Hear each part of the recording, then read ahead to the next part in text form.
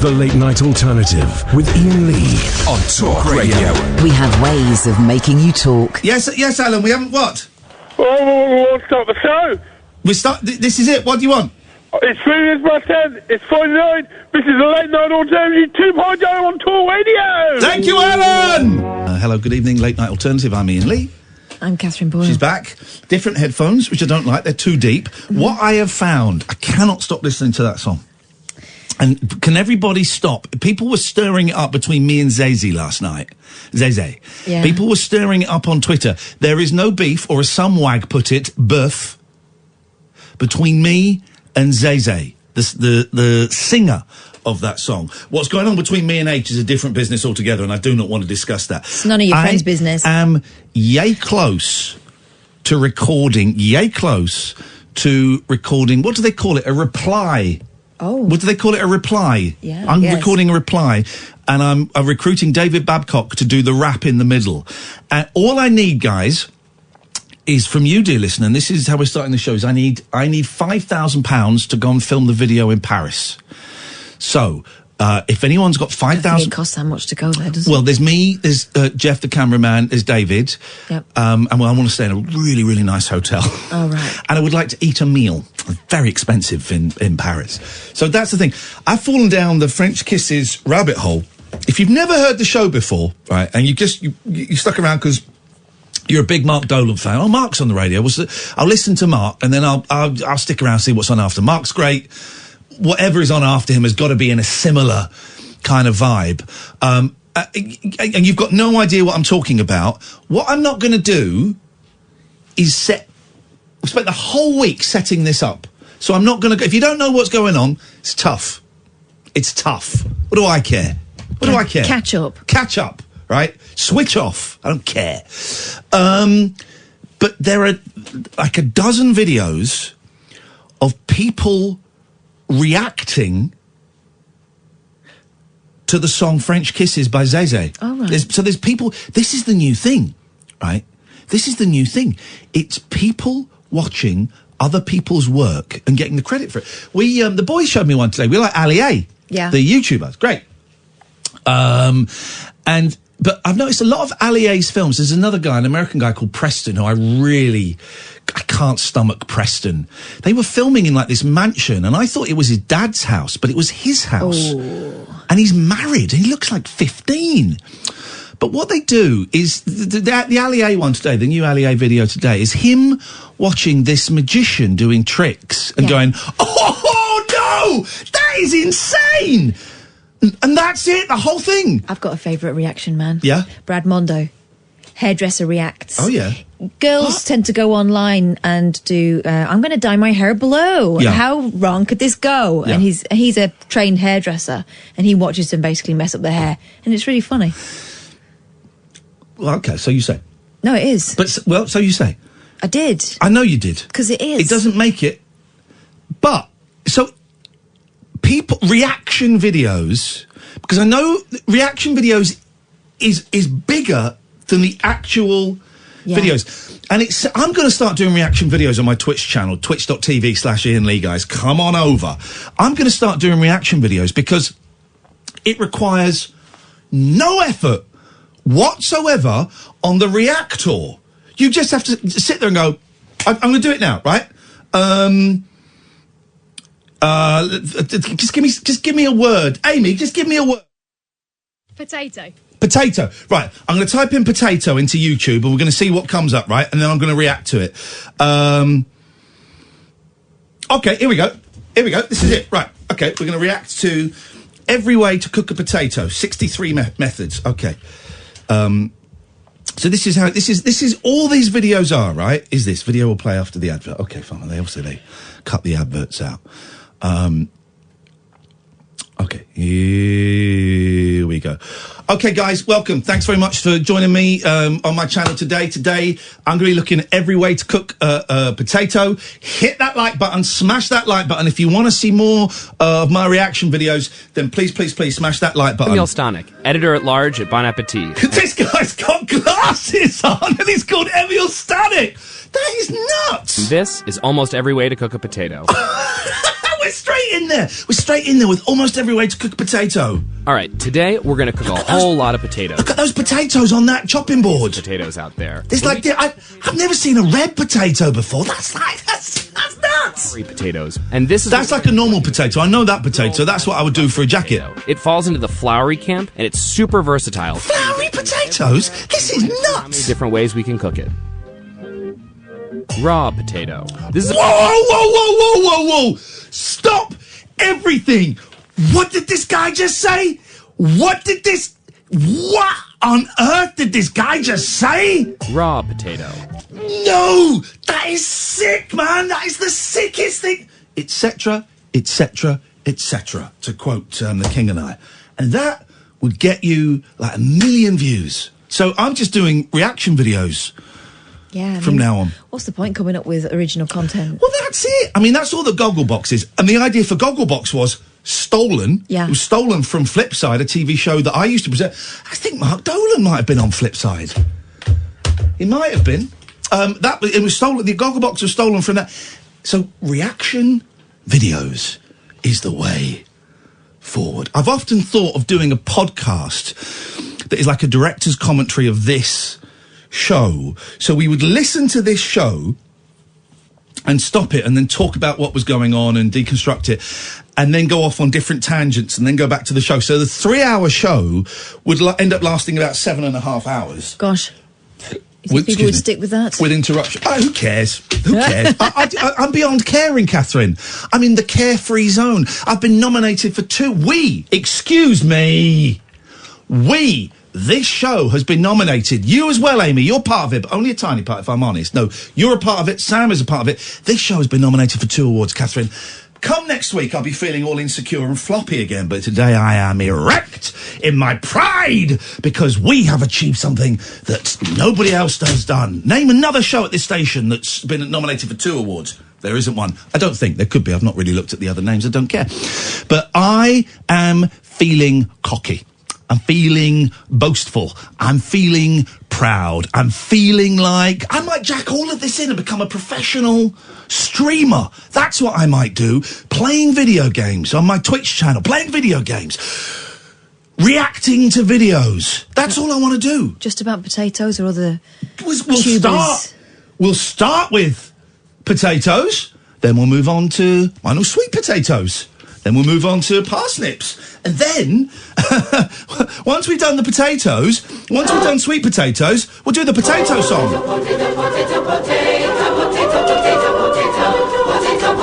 They're red, they're white, they're brown. They get that way underground. There can't be much to do. So now they have blue ones too. We don't care what they look like, we'll eat them any way they can fit on our plate. Every way we can conjure to heat them. We're delighted and think they're just great. Potato, potato. Maybe we won't do the potato song. 0344 499 1000, the late night alternative. We're on. Call us. This is the radio. The late night alternative with Iain Lee on Talk Radio. I love being here, dear listener. It's a joy. It's a pleasure. It would be even better if you picked up the telephone and gave us a call. 0344. Is that the number? Yeah. 0344 499 1000 is the telephone number if you want to give us a call. Racist Britain and Meghan Markle. Big Bongs. I'm breaking these in for somebody.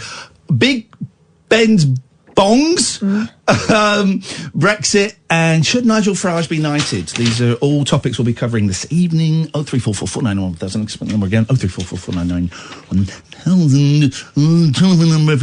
Every now and then I get a little reminder that I'm an idiot. And today I got one of those reminders. It said, boy, it was God saying, boy, you need to put your feet on the ground a little bit. You're walking 6 inches in the air. You need to put your feet on the ground a little bit, boy. I was driving. And I just turned the steering wheel a little bit late, and I curbed it. I was thinking, oh man, I should really check the tyre on that. Didn't need to. Immediately, the dashboard tyre indicator flashed up 000. So luckily, I was not that far from a tyre garage, and The tyre was flat. I had to get a new tyre, and I had to do the tracking, and it cost me £200. It was £199.13. 200 quid. For nothing, for not thinking. And someone, well done, dear listener, for noticing this. I often say this, when I'm not feeling right mentally, as in terms of my depression, my driving is the first thing to go. Actually, my driving is the canary in the coal mine. The driving will often go before I've even noticed that I'm not feeling great. And it was a real stupid, dumb mistake, and it was annoying because I'd driven past that point before, but I forgot my Zoom digital recorder, so I'd gone back, and then and it's 200, it's 200 quid just for nothing, and you've got to go. And I had a fine the other day because I'd stopped in a bus stop, not even a bus lane. I'd stopped in a bus stop at 1:30 in the morning, just for 2 minutes, just to adjust my nuts. And £65 fine. So that's £265. Just like that. For nothing. Mm-hmm. It is God saying, boy, wipe that smile off of your face. Sit down. Join the human race. Relax. Relax. Slow down. You're moving too fast. Tomorrow morning, I'm not getting up before 1. That's my plan. That's my plan. So sue me. I would like to do that. You've just driven all the way from Manchester. Yeah, after having a very emotional morning. But I'm glad to be here. Aren't we all? James is glad to have us, aren't you, James? I am indeed. Good evening. Good evening, James. How are you today? None of your freaking business, you piece of trash. I'm so sorry. I didn't mean that. I'm absolutely on top of the world, fella. Sorry. He's overtired. Beautiful. I wanted to ask, why does it cost £500,000 for Big Ben's bongs?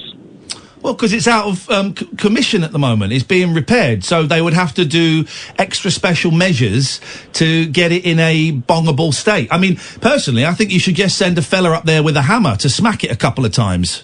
Just play a digital copy of it. Just play an audio copy. Someone suggested that, and I don't see a problem with that. Now, it was wrong on New Year's Eve, but it can't have been. I think it must have been a recording. I think it must have been a recording at midnight on New Year's Eve, because it's been out of action for ages, maybe a year or so. Go on, Kath. Yeah. Why don't we just do that? Stop fixing it. It's a waste of money. Just whack a digital thing up there, set the timer. Here Bong. we go. Sell it to the Chinese, put a digital clock in there. Bosh. We're sorted. Sponsored by Accurist. Exactly. I don't know, James. Here's the thing. It's a load of... My friend Scott Balcony suggested on Twitter that they should get a team of Remainers and a team of Brexiteers who have to try and scale the clock and ring the bell. Whoever does it first wins. And that is the final... that is the final decision on whether we leave or stay. I don't know, James. These are the things that we are being told are important right now. Whether a bell rings at midnight. I mean... Or it's not even midnight, it's 11 o'clock, isn't it? This is what we're being told is important, and it's not important. No, not at all. It's going to happen, end of day. That's it. Bells ringing or not. Yeah. Yeah. All right. Thank you, James. All right, cheers. There we go. That's Big Ben sorted. Mm-hmm. Oh, well, I never was there ever a cat so clever as magical Mr. Mistopheles. Guess who our next caller is? Guess. Just take a second. Why would I get excited at seeing a name like that pop up on my screen? I don't know. You're in a very strange mood. We're going all the way to the United States of America. If anybody was listening to the end of the show last night, we did a Periscope Love Bomb. I would say our most successful. I found a young gentleman playing the keyboard, topless, looked like Stanley Johnson, wearing a feather boa, rainbow feather boa, and very, very tight shorts that were way too low. It was an exuberant performance. Way too low. I went there, one person. We took it up to about 230 people, ladies and gentlemen, all the way from the United States. It's the Bride of Christ. Yes. Hey, how you doing? Oh, man. How lovely. Now, do I call you the Bride of Christ, or do you have a name that we use? You could call me Frank. I'll be you be Frank and I'll be Ian. Hey, Frank, nice to talk to you, man. How are you doing? I'm doing great since you guys changed my life last night. It was an experience I've obviously never had before, so it was great. It was beautiful. We do it every now and then. So this is like a very silly late-night phone-in show, Frank. It's coming up to 10:30 here. And every now and then, if I'm not quite feeling the vibe, we'll do this thing called a Periscope Love Bomb, where I try and find someone who's not got any or not got many viewers, and all the listeners kind of pile in and just say nice things. It's not a mean thing at all. It's just and the moment I saw you, my word, I thought I want a little piece of that pie. You were about to shut up shop when we found you, weren't you? Yeah, I was kind of getting into a funk after about an hour and a half. Sometimes I just lose my interest, and so I was like, I guess I'll quit. But then I kind of hung on longer than I thought I was going to. It was lovely. We saw you, literally, I think I was the only person in, and you were playing, and you were still giving it, and then you came to switch it off, and you went, okay, guys, I'm done. Oh, I think at that point you had about 150, and it got very close to 250 at one point. But you'd been playing for an hour and a half before that. Yeah, that's what I'm saying. I normally I play for anywhere between that and 3 hours a day, just doing what I was doing, just improvising to random stuff that come on the either Spotify or Pandora. And do you get many? Because Periscope, I kind of moved over to Twitch a little bit now, but Periscope I am fascinated by. Do you get many viewers, or are you kind of hovering in the single digits? No, yeah, right now I'm kind of like 150 a night, whereas it used to be mostly just between single digits and maybe 50. But I tried Twitch, but for some reason I couldn't get my iPad and phone to sync, right? So that I could actually use the system. So I don't even know what that offers. Twitch is fiddly. Once you get it going, it's good, but it's fiddly. How long you been playing for, man? You were brilliant last night. I appreciate that. You guys are just so. I'm not used to all this adulation, so I'm just blown away. Take it, because it's genuine. Take it. Oh, you're a sweetheart. And I'm also sorry to hear you're in love, so I'll have to look elsewhere. Hey, listen, Frank, no, don't you worry. We're gonna... now, hang on a second, because I was thinking, wouldn't it be cool if I took tonight off work and just flew over to the States and then popped up on your stream singing with you and stuff? I couldn't remember on the map where you were. Whereabouts are you? I'm like 10 minutes from New Haven, Connecticut. Okay. And why do you do it, man? Why do you do it? Because I'm addicted to the love of learning. So ever since I taught myself how to play piano, I went to college for guitar at Berklee College of Music. Wow. And at the time, in 1977, they weren't really having me transcribing Golden Years by David Bowie. So I kind of bounced out of that situation and taught myself how to play piano. And ever since then, I never played guitar. So anyway, it's just me practicing the keyboard, and I'm putting it out there just so people kind of maybe might be inspired to just, if you're interested in something, explore it, love the aspect of learning, and don't worry if you're going to make a ton of mistakes like I did last night, because that's the part of humanity that we owe to each other, that we don't give to each other, because we put each other in situations where, I don't want to hear you unless you can play it perfectly, or I don't want to listen to what you're saying unless you say it, with a sound mind. Mm-hmm. We're frail, structured beings. So I'm going to F up sometimes when I'm in a practice session. I'm not performing. I'm just inviting people into my practice. So sometimes when people respond, they say, you suck, or get off, you're blah, blah, blah. They're missing the whole point, which you guys with your love bomb seem to totally understand, is I'm just out there saying, this is who I am. Love me. If not, that's fine. But do this for yourself, so you can fall in love with the world and with the universe. That's basically what I'm doing, is kind of promoting the love of just learning. This is great. We talk often on this show, Frank, about failure. Failure is so much more important than success, because I don't really learn anything when the show goes right. If I do a live show and it goes completely smoothly, what do I learn? I'm just treading water. When things go wrong, when I make mistakes, when I complete ideas fail, That's when I learn, and it's that thing, and I've really embraced it recently, and I'm trying to dive into it even more, of not being afraid to fail, even if it's in front of people. That's just as valid as doing something perfectly. Absolutely, and that's the whole thing that really, I mean, I would be doing this anyway if I wasn't broadcasting it, streaming it. I would be doing it anyway because I love life, I love learning, I love music. But seeing as the technology is there, then why not throw it on and just connect with people? What do you do, Frank? Obviously, you're brilliant and you've trained the guitar, even though you taught yourself piano. Do you perform? Is that a job, or do you have in inverted commas, normal job?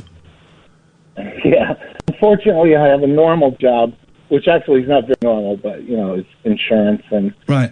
I have a master's in education, administration, social studies, and special education. And right now I'm working as a special education teacher for mostly emotionally disabled high school girls who get outplaced from their public schools because they need residential treatment because they've got substance abuse issues or they're suicidal or whatever. Those are my students. Where did you get the rainbow feather boa from? Because I want one, man. I want it. Yeah. To be honest, this gorgeous girl left it behind on a windy night on the streets of New Haven. And when I saw it, I said, oh, my God, I love it. It's so you, Frank. It's so you. Yeah, I just love it. Although next time, please pull your pants up. They were riding dangerously yesterday.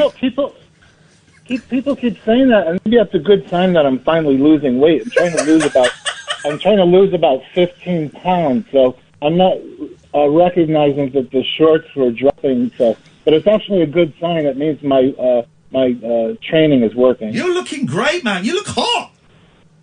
Oh, thanks. I used to be about 220, and now I'm like 190, and I'm trying to get down to like 180, 75, 180. Okay.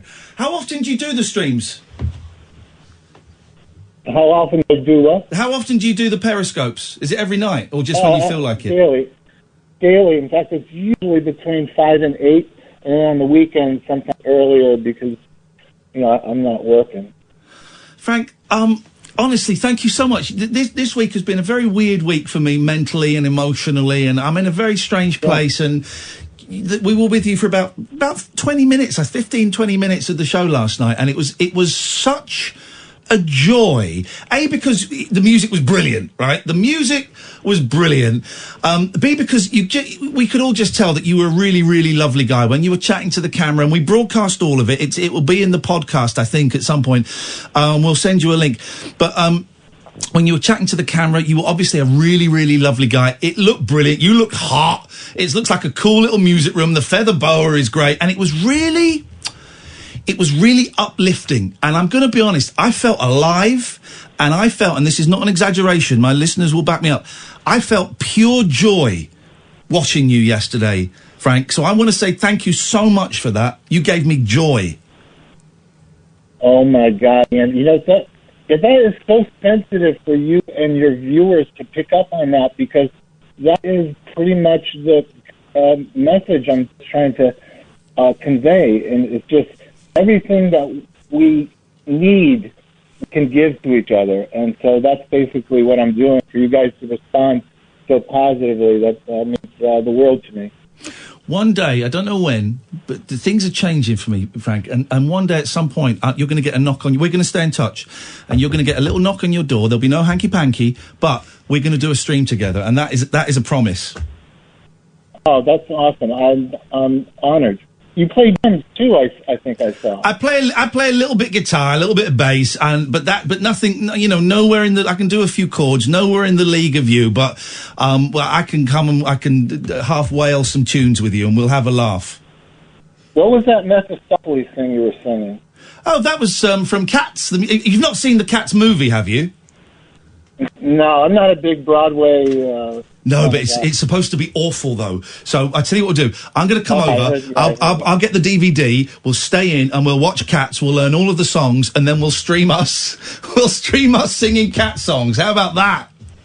Oh, that sounds horrible. Perfect. Hey, Frank, thank you so much for calling, man. And I know you've noticed you're following me on Twitter. I'm following you on Periscope. I might pop in over the weekend and have a little look. Keep in touch, brother. And I again, thank you for making us smile yesterday. Oh, my God. What's better than pure joy? I mean, I'm going to live off of that. Thank you so much. We'll speak again soon, Frank. Take care. You too. Thank you. Bye-bye. What a nice guy. If you missed it last night, it was magnificent. He's going in a podcast, isn't he? If he's not in there, let's do a special Periscope Love Bombed podcast for next week. Put it out next week, because that whole 20 minutes was just wonderful. Oh, it was magic. What a nice guy. What a sweetheart. Was he flirting with me? Yes, and you were flirting back. Fantastic. The Late Night Alternative with Iain Lee. On air and off the leash. On Talk Radio. 0344 499 1000. Let's onwards and upwards. Let's see where the wind takes us. Good evening, Ethan. Hi, Ian. How you doing? All right, Ethan. What you got for us? Well, I've been a very, very long time listener. I just wanted to call and talk about how great last night was. Hang on 1 second. Hang on. Is this your first time calling? Yeah, this is my first time calling. Jesus. Have you got your... I had the bell out yesterday when you weren't here, Kath. I know, I heard. Where's the bell? I want the bell. The bell's coming. Everyone wants the bell. This is the thing. And he's never got it to hand. Here we go. Yes! You're happy now? I am. That's off the bucket list. Have you got your plug in there? Because I'm about to run out of juice. There's my plug. Go on. Yeah, go on then, Ethan. Right, yeah, so I was just listening to the show last night and how great it was with Frank and everything. And, well, Ian, basically, I'm calling to tell you that I'm a guitar player myself. I've been playing for quite a long time, self-taught. And I'm going to send you some of my stuff so you can see, you know, I'm the real deal and everything. Yeah. And I think you, me and Frank should get together and form the next supergroup. Sounds amazing. And so I think the line dropped for a second there. Did you say that you're going to pay for me and you to go over to Connecticut? Did you say, I think you said that, didn't you? I mean, I might have said it, I'm not too sure, but someone will pay as long as it's not us. Someone has got to pay. I mean, as long as it's not you or me. But basically, what I think we should do is we should get together. Maybe we could write a Christmas song. Christmas number one. Here's the thing. I write my own song. Right, give me a song. Give me a song that you've done. Give me a song that you've done. I could link you on Twitter to... No. Just do it now. Come on. Let's see it. I want to see your chops. Give me a song. I'm not a singer. I'm a guitar player. Play me a song. Have you got time for me to plug into an amp? Yeah. We got 2 hours, 20 minutes, and I'm not really that bothered tonight, so yeah. Okay, it might take me a minute because I'm going to have to go upstairs and get it. Okay. Because I could make up a song right now. You can? Yeah. Well, you'd be better than most of the singers I've worked with. Well, exactly. This is the thing. What I'm saying is, I don't think I need a songwriter because my love for you grows so much. I want to hold your hand. When can I touch your neck, your hair, your breasts and bum? I want to tell you I love you because you're my mum. That came out wrong. Wow. That came out wrong. That came out wrong. God. That came out wrong. That came out wrong. Needs a little work. Needs a little bit of work, but I can just do this. I'm sat in my car, I'm driving to work, and I want to make love to you. I'm steering my wheel, changing my gears, and I'm gonna make love to you. Pretty woman, gonna make some love to you. When I take you out for a meal, you're gonna know how I feel. I'm gonna wave goodbye to my sorrow as I make love to you. Oh, yeah. Did you say make some love to you at one point? Yep. God. I'm just making this up on the spot, Ethan. You haven't even played me a guitar lick yet. I'm digging it. I'm getting the guitar ready. Give me a lick. Now, Ian, I should warn you, I am not warmed up. Yeah, this guy is already full of the it. excuses. He wants to make a supergroup. I've written 2 songs. This guy's not even warmed up. Yeah, but when I'm warmed up, it's a deadly situation, Ian. Whoa. Hang on a minute. Whoa. Inspiration's coming. Whoa. Whoa. Yeah. I'm warming up my engine for your love. Here we go again. I don't think the neighbours Shut up. like this, I'm a revving up my engine for your love. Because... We're going to do a sound test. I need you to tell me if you can hear me, okay? Yes, mate, I can hear you. Artistic differences already. Can you hear the guitar? Yep. Can you hear that? Yes, mate! All right, I'm just going to... Just ruined one of the great songs on my new album. I'm going to hit you with some warm-up licks, okay? Oh, Jesus, I've done 3 songs. Warm-up licks are much maligned. We all like those. Oh. What do you feel of that? Oh, it was a lovely little shred. Yeah. Next! 03444991000. That guy, we split up because of musical differences. I was great, he was rubbish. 03444991000. This dear listener is Talk Radio. Jacked up jive talk for janitors, jazz cats, and gin-soaked boys and girls. Is that Commando? If you're awake, you're welcome. I've got 5 cactus needles stuck in my... The Late Night Alternative with Iain Lee on Talk Radio. 03444991000. Very artistic, creative show tonight, despite the best intentions of Catherine. Shut your face. You see what I mean? Do you see what I mean? All right, Yoko. Let's go to John. Good evening, John. Hi, Ian. Hi, Catherine. Hi, John. How are you doing? I loved your song before the break there, Ian. Just reminded me of... Oh, don't take it the wrong way, but do you remember The Office, David Brent, Free Love? Never seen it. Never seen it. Never seen it. Don't know what you're talking about. Never seen it. Classic song. Yep, never heard it. Never seen it. My song didn't remind you of anything because my songs are unique. I have my own unique style. You couldn't categorise it. You may be influenced slightly by David Brent. Don't know who you're talking about. Don't know who you're talking about. All right. I've got a song for you guys like this.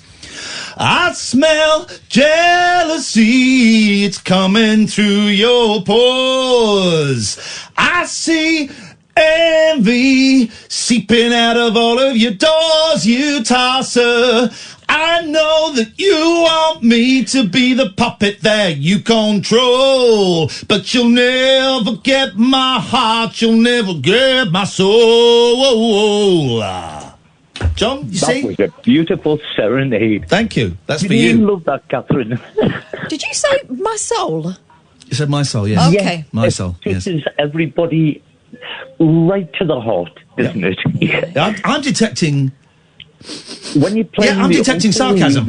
I'm detecting sarcasm coming from this guy. Yeah, just loved it, to be honest with you, Ian. Just thought it was great. Thank you, John. I appreciate that. Cheered my night up. Thank you, John. I'm glad. I bring joy to the miserable people. Yeah. Susan. Hello. Hello, Susan. Always. All there's right. always whenever. Whenever I say Susan, there's always that slight tightness in my chest. It's going to be hello, Susan. I've got a shit list, and currently it's Susan.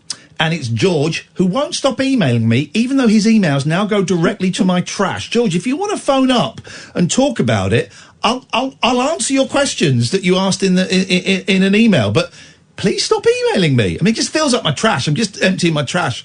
But why are you doing it, you weirdo? Anyway, nice, Susan. Hello. Yeah, I've only just phoned up because I've been out tonight, so I don't know if it's all right to mention this on your line, but. Have you heard of the White House Farm? That new play? White House Farm? Farm. White House Farm. White Hart Farm. What's she saying? White Hart Farm. White Hart Farm. It's a new play on ITV. Oh, so it's a TV programme? Yeah, it's... We're a bit busy, Susan, for watching telly. It's oh no, of course you are. Yeah. Anyway, it's about Jeremy Bamber. Okay. I don't know if it's all right if I can mention. We can talk about Jeremy Bamber. Yes, he doesn't work here anymore. No, I actually believe he's innocent. I'm not the only person. There's a lot of people. I think there's a lot of flaws in that case. It was 1985 when it happened, and I believe he's innocent. Jeremy Bamber. Now, remind me. Okay, hang on a second. Oh, he was only young. He's about 24, I think. I'm just reminding myself. I'm just reminding. Just reminding myself. Jeremy Neville Bamber is an English convicted multiple murderer. He was found guilty in October 1986 of the murder of his parents, his sister, and her 6-year-old twin sons. The shooting, of the family in August 1985. Yes, I remember it. I was in the pretty young Parents' myself. farmhouse in Essex. Yep, in England, came to be known as the White House Farm Murders. Yes, and he's still in prison, but I believe he's got a legal team, and there's lots of logs that they've got that, hello, I'm on the phone at the moment. So... Why do you think he's innocent? Because there's been a lot of blame and hatred towards him. Well, if he's a murderer, then you can understand why. But I believe he's, not guilty. Yes, again, I'll ask you, why do you think he's innocent? Because a lot of people... Well, not a lot of people, but he's been saying he's innocent for years. Okay, years, years. You know that everyone in prison is innocent, right? Mm. Yeah. So where's the evidence that he's innocent? Because that's what you'd want more than just the crime scene. Yes, the crime scene. There was the gun, and that was being moved about to different places. Right. Okay, so that was one thing. There was lots of police mistakes at the time in 1985. Okay, but where's the evidence that he's innocent? Well, I'm just saying he got the blame. He got the blame for it. Yeah, but but there's no. You've not given me any evidence that he's innocent. You must. Well, you must have. Sorry? There must be something right in that whole story that makes you go, "Yeah, that tells me he's innocent." Can I say so? A minute. He's got a legal team, and they've got all the logs. You can see it online, and it's all down where the police have made mistakes and everything on the case. Okay, so which one of those logs in particular tells you that he's innocent? I can tell you a few and that I can't remember. That I can remember. The sister's fingernails were supposed to have been unchipped. She had nail varnish on, and apparently there was chip marks on it. Right. There's something about a phone call, I believe. I can't give you that thing, but I do. I just believe he's. I think he's been framed. Put it that way. Okay. I don't really know. I don't really know enough about it. No. I'm just saying that you can read up on it if you wish. It happens, isn't it? It happens. All right, Susan. I only wanted just to phone up about it because. What does this TV program? Is this TV program suggesting that it's on ITV on a Wednesday? But that's another thing. Is it Is the TV program suggesting that he might be innocent? No, that program they're quite biased about it. All presenting the facts. She's changed things about it because she said that. Right. But things that they've mentioned on there, like I've read about, that it's different, if you know what I mean. But the things that I suppose that they're pointing the finger at him all the time. All right, Susan, you present a very compelling argument. It has to be said. Thank you for that, and I really appreciate the facts. This is a fact-based show, Catherine, and we know that, right? And we got plenty of facts there. 03444991000 is the telephone number if you want to give us a call. I'm just Googling Jeremy Bamber innocent, and there were some mistakes and stuff. We were going to get someone on when we first started here who was one of his main supporters, but she decided in the end she didn't want to join us because they get a lot of hate.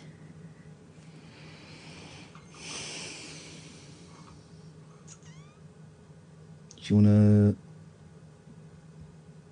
to knock off early? Why? I'm a bit bored. We don't have to talk about this anymore. We can discuss something else. I don't want to, just of talking. Well, that's a wee problem then, because we've got about 2 hours and 9 minutes. I will give Martin Kellner £20.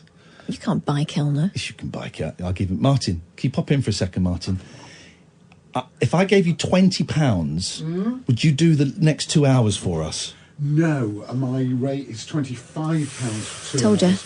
I just came in to say, I thought your response to that call-up was hilarious. It's the funniest thing I've heard forever. Which one? Where you said you present a very compelling argument. You just kept on saying. That was it. I don't know much about. I don't really remember Jeffrey Bamber. I was a bit too young at the time to. I know the name, but I was too young too. But basically, basically it was a massacre at a farmhouse, Right. the White House Farm. Or Yeah. And originally, I think the sister was a lot of the evidence of this questioned. stuff on there seems to be that the sister. They think the sister might have done it. Yeah, I think it was a slightly botched investigation, but I Right. don't think you can say from that, you know, I mean, she clearly hadn't really looked into it. But I Do you think? Sorry, what were you Do you saying? think? What I think. No, do you is- think she hadn't looked into it? I think she'd not looked into it Yeah. properly. Okay. But you could look at a lot of. There's too much true crime stuff. Oh, it's too much. There's way too much. I watched. I don't want to see another murder documentary. No. I'm not watching F with Cats. I refuse to watch that. No. No. It's Netflix is full of it. There's about Yeah. 6 or 7. You know, they're murders you don't know anything about, but it's just voyeurism. It's just sort of.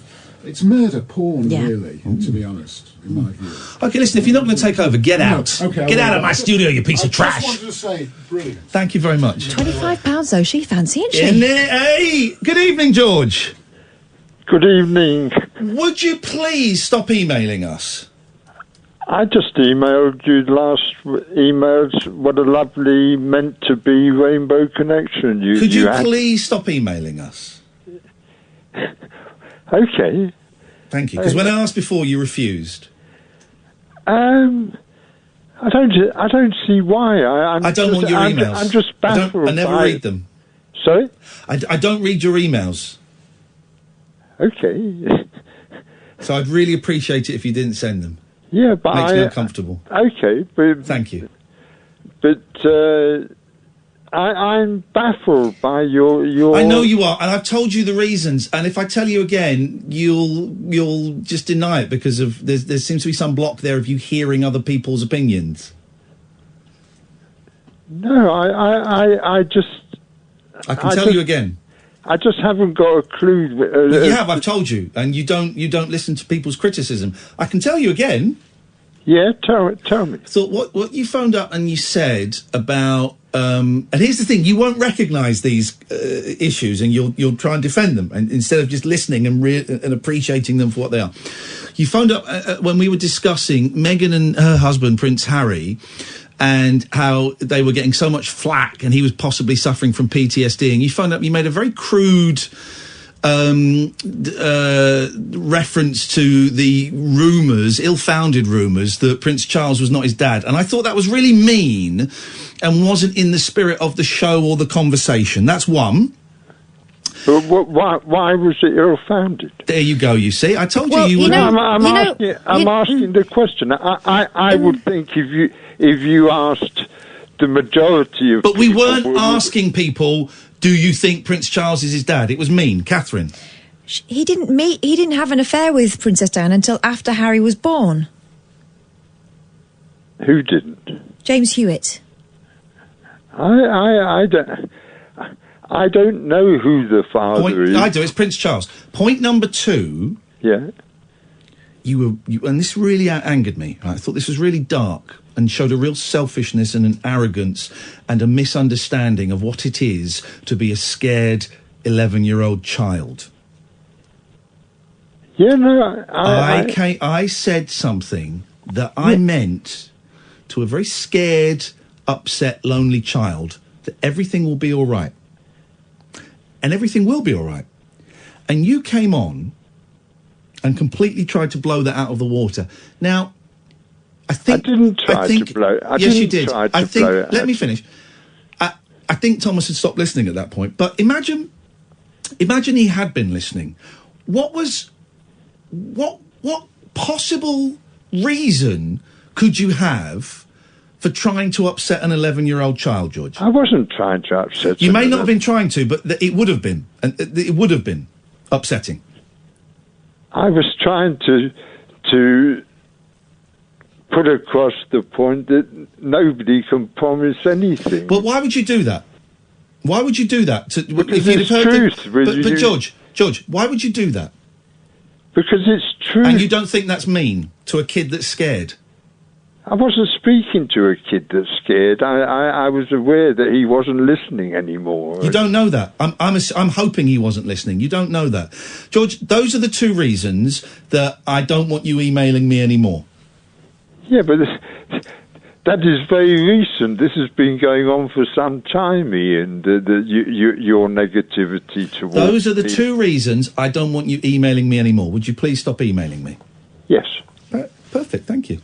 Yes, but I still don't understand why you're so negative It's my towards script. me. It's my script that I've been given. Yeah, but I mean, you can't question it. Your whole thing is that we're all following a script. This is my yes, script. we are. This is my script. And that connection with Frank was just that lovely sort of rainbow connection. That No, it could be wasn't. It's made got nothing to do with happen. Rainbow Connection. It's got nothing to do with you. How do you mean it's got nothing to do with me?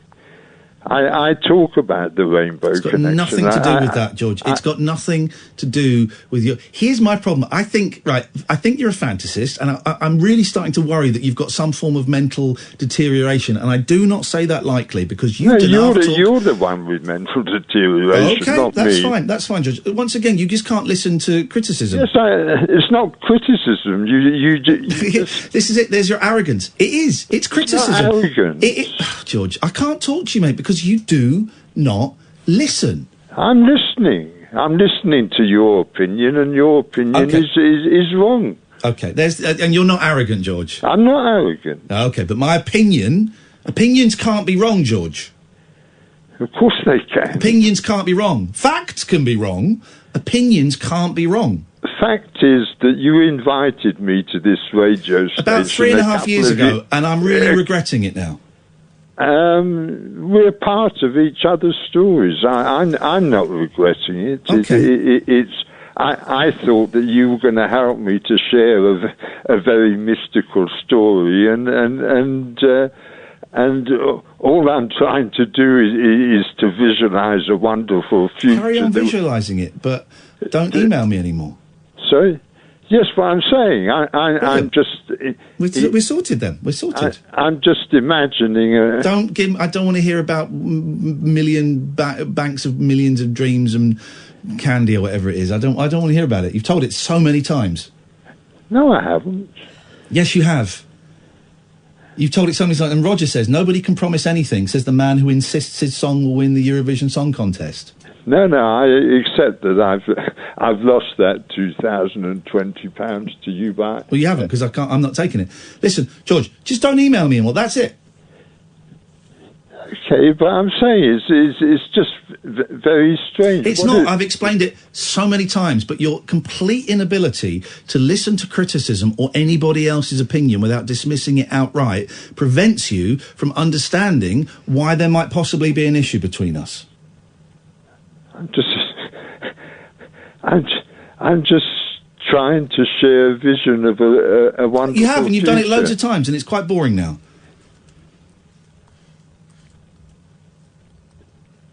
It's quite boring. Yeah, it's quite boring, because you do it all the time. It's dull. Arrogant, insufferable, bored. That's what you call me. I'm an almost 80-year-old. Old people can be so boring sometimes. They can also be full of joy and full of life and full of energy and full of positivity, and people that I can be interested in talking to. And you're not. I'm not.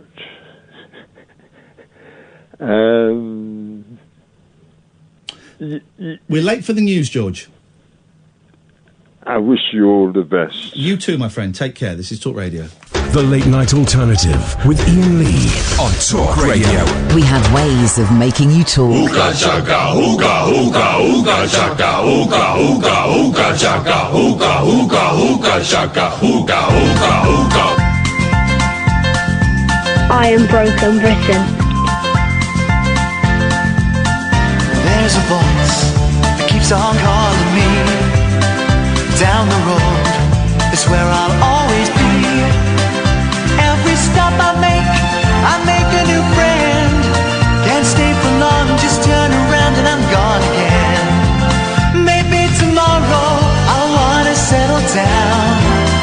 Until tomorrow, I'll just keep moving on down this road that never seems to end. When new adventure lies just around the bend. So if you wanna join me for a while, just grab your hat, come travel light, that's old style. Maybe tomorrow I'll wanna settle down. Until tomorrow, the whole world is my home. So if you wanna join me for a while, just grab your hat, come travel light, that's old style. Maybe tomorrow I'll wanna settle down. Until tomorrow, I'll just keep moving on.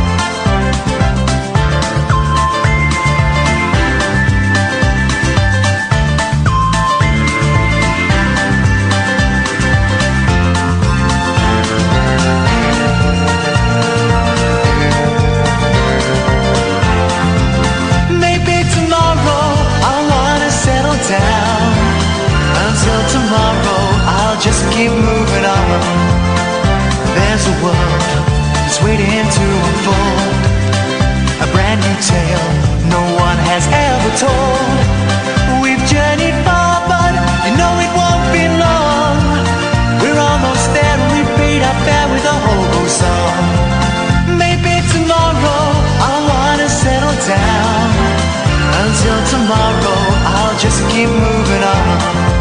So if you wanna join me for a while, just grab your hat, come travel light, that's old style.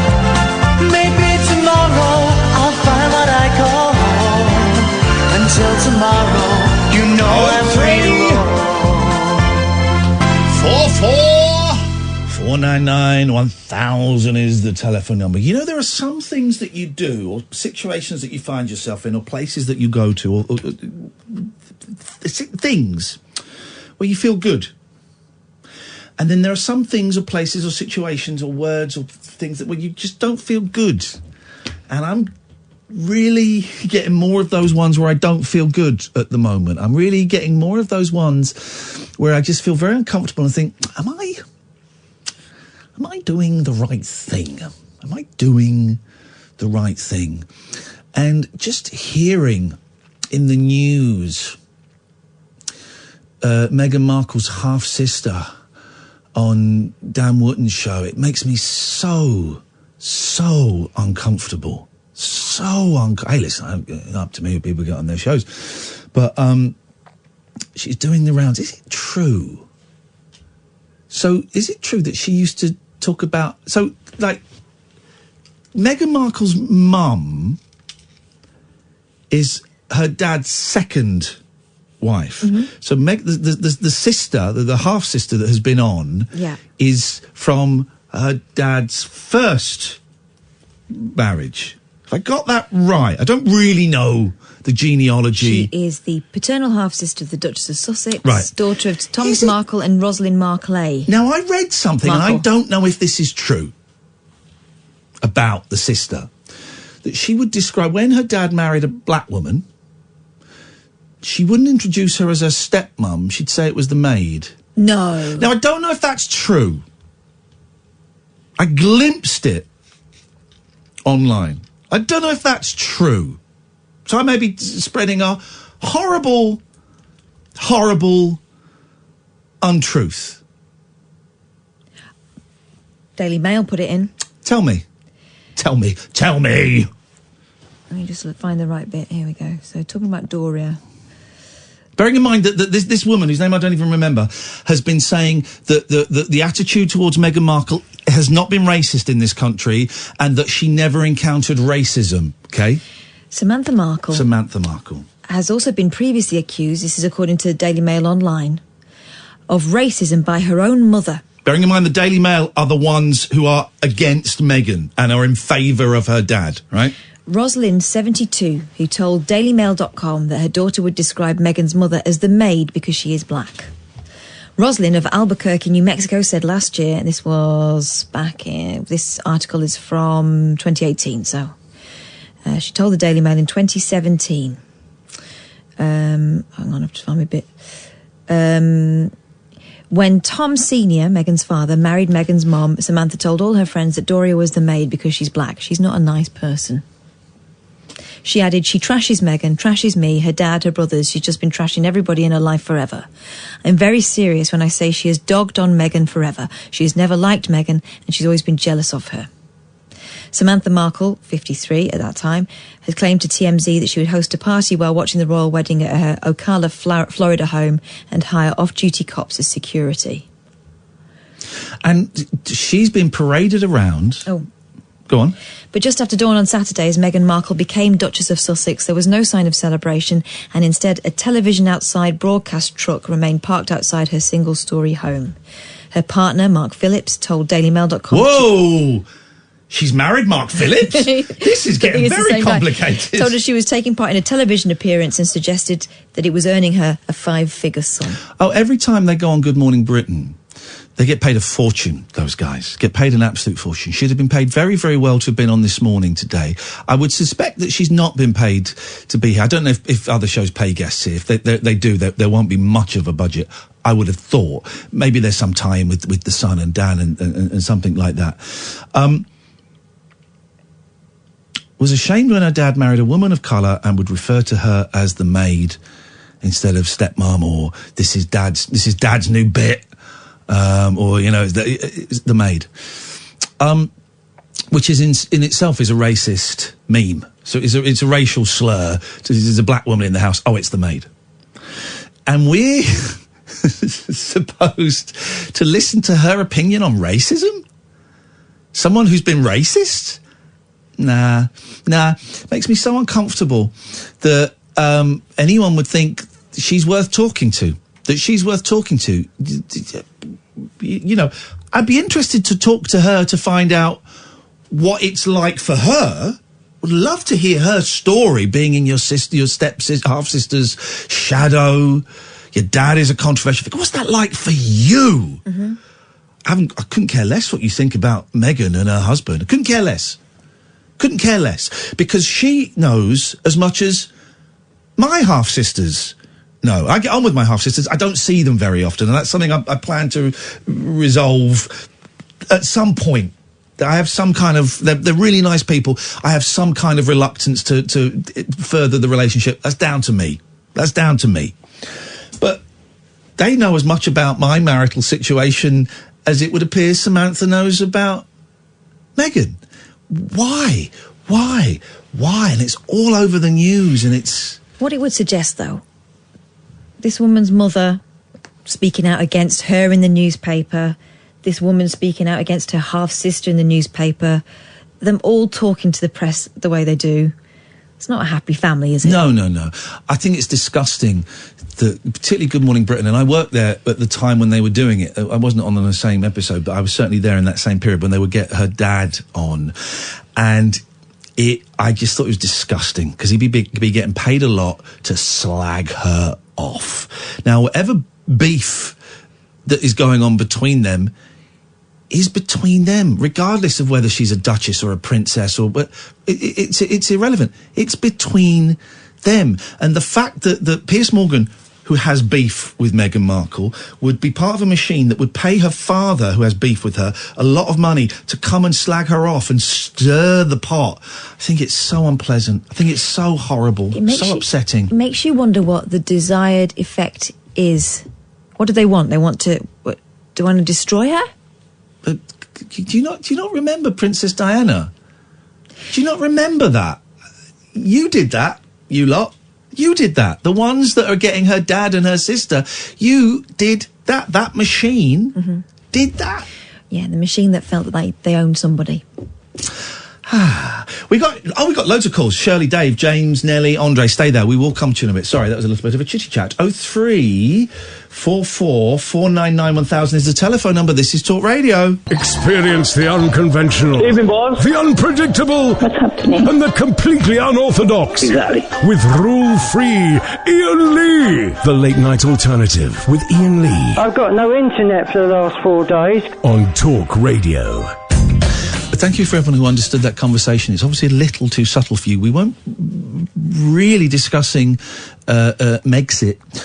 we were talking about my own cognitive dissonance and spiritual uncertainty about where my future lays, and what is right and what is wrong, and trusting one's instinct and feeling. That's what we were talking about. Some of you heard it as a very simple conversation about Meghan Markle. It wasn't. It was significantly more nuanced and subtle than that.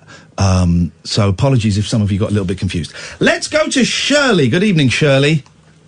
Good evening to you. I waited ages and you went off on a ramble and I had a point, and then you went on one and I nearly forgot, but I didn't. Well, thank goodness you didn't forget, Shirley, otherwise I would have had to cut you off. Exactly, because generally we listen to you at night. I get about 10 minutes in, I'm snoring, he's listening to you, but I passed out. But the wee old man that was on just before you went on your ramble, yes, why were you nasty to him? Well, as you say, you don't listen to the show very often, so you don't know the history. But my husband does. He's Okay, filling me in. I'll speak to your husband then. No, Well, he knows what he's talking about. You don't. You should back up, mister. Listen a few minutes. That wee man, even if you... No, don't need to listen. I don't need to listen. I mean, I listened to your rudeness at the start of the phone call, and you're lucky I tolerated that, but no, I don't need to listen. Wee lassie. Let's go to Dave. Good evening, Dave. Good evening, Dave. Yes! My favourite thing! Thank you, Dave. I love it. You can tell I haven't been on for a while. I love it when that happens. That's my favourite thing on phone-in radio. Thank you, man. When the caller says their own name, it's great. Go on, Dave. What you got? Hi, Ian. Hi, Kath. Hiya, Dave. I'll do it properly. I've been meaning to call up for a while. After one of the last times I called. I don't know if you remember who I am. You're Dave. You're Coffee Table Dave. Coffee Table? Oh, no, it's not. Who was the guy with the coffee table? Oh. He was from Manchester. Andy. Andy, that was Andy. I was mixing you up with a cop profile. I do apologise. Remind me who you are, Dave. Well, for a while I was sending you... Well, I still do, actually. Pimple Popper. Oh, it's the Pimple Popper, Dave. I know exactly you might know me from that. Yes, I know exactly who you are. We were Thank talking you. about Pimple Popper at a funeral today. Oh, yeah, really? Seems me and my cousins are all obsessed with her. Oh. And we all reckon we could do a procedure. We've seen that many episodes. I would love to. On my back at the moment, I don't want to... If you want to do a procedure, Catherine, I've got about an hour's worth of work on my back. Lipoma? Yeah, I think it's just zits. But anyway, Dave, you've really lowered... I didn't think you could get any lower tonight. It just has. Well, I wanted to thank you a lot for how you dealt with Jonathan. One of the last times I spoke to you, we had a bit of a short call because it was just before he was supposed to be getting released. Yeah, you didn't want him back on, and I said we'd have him back on. No, it wasn't that I didn't want him back on. I was asking what your sort of strategy was, and in the end, it turned out that your strategy was perfect. Yeah, it's you almost challenged him on. It's almost as if, I don't know, me and Catherine know what we're doing. Why is everyone surprised when we get things right? No, I wasn't surprised. No, I know, I'm teasing. But yeah, you handled it really well, and I was 99. I naively hoped that I not naively. I hoped that there would have been some. Not Madagascan moment, Road to Damascus moment. Is that the phrase? Yeah, Madagascan is liking to move it, isn't it? I hope there would have been some shift in him in prison that would have set him on the right path. And I naively, and this is where I am naive, I naively thought I could fix him, right? Because I have had glimpses of the humanity beneath him. Yeah. But I think he made 2, maybe 3 calls to us after coming out of prison. Maybe it was 2. And it was 3, and one of them was very unpleasant, and then the last one was just vile, where he was calling for the death of certain people, and no, that was hearing that spoken as directly as that was enough for me to not want to talk to him again. Certainly not in the context of a radio show. And he every now and then he'll start following me on Twitter, and I'll block him. And he's phoned up once, I think, since then, and we've not answered the phone. I still hope he was all over the comments on the YouTube. Oh, well, that's out of our hands, and he's been on other shows, but they'll have anyone on. And I still hope that he will. There'll be some movement, some shifting in his attitudes, but it will not be involving this radio show. Well, it's definitely possible because, I mean, I sort of fell into this hobby a few years ago with, because I work in IT and I'm, pretty IT savvy. I would hope so if you work in it. I mean, imagine if you weren't. It was some people who were being attacked online by a different Nazi person, and I sort of helped to collate information for them to hand to the police. That guy went to prison for 2.5 years. Right. And we all expected he'd come out and just, no remorse, start his rubbish again. Yeah. He's not. He's completely changed. Good. He's got a job, he's got a girlfriend, and he's settling down to a normal life and left it all behind. Brilliant. And that's it. And that is what prison should do. That being in prison should be an element of punishment, but ultimately rehabilitation. And it sounds like he got what he needed, and that's brilliant. Yeah. And I thought the same would happen to Jonathan, and it didn't. Maybe the next time will. Can I ask you a favour, please, as well? I've got no money, Dave. No money. Around the time all of this was happening with Jonathan, before he actually went to court, and it was on, I think, when you were doing the Periscope. Yes. You were streaming it live. Right. Streaming the show live on Periscope as well as doing it on the radio. Yeah. And a good friend of mine, Janie, you won't remember, but she was at her wit's end with Jonathan. He was posting videos about her. What's the favour?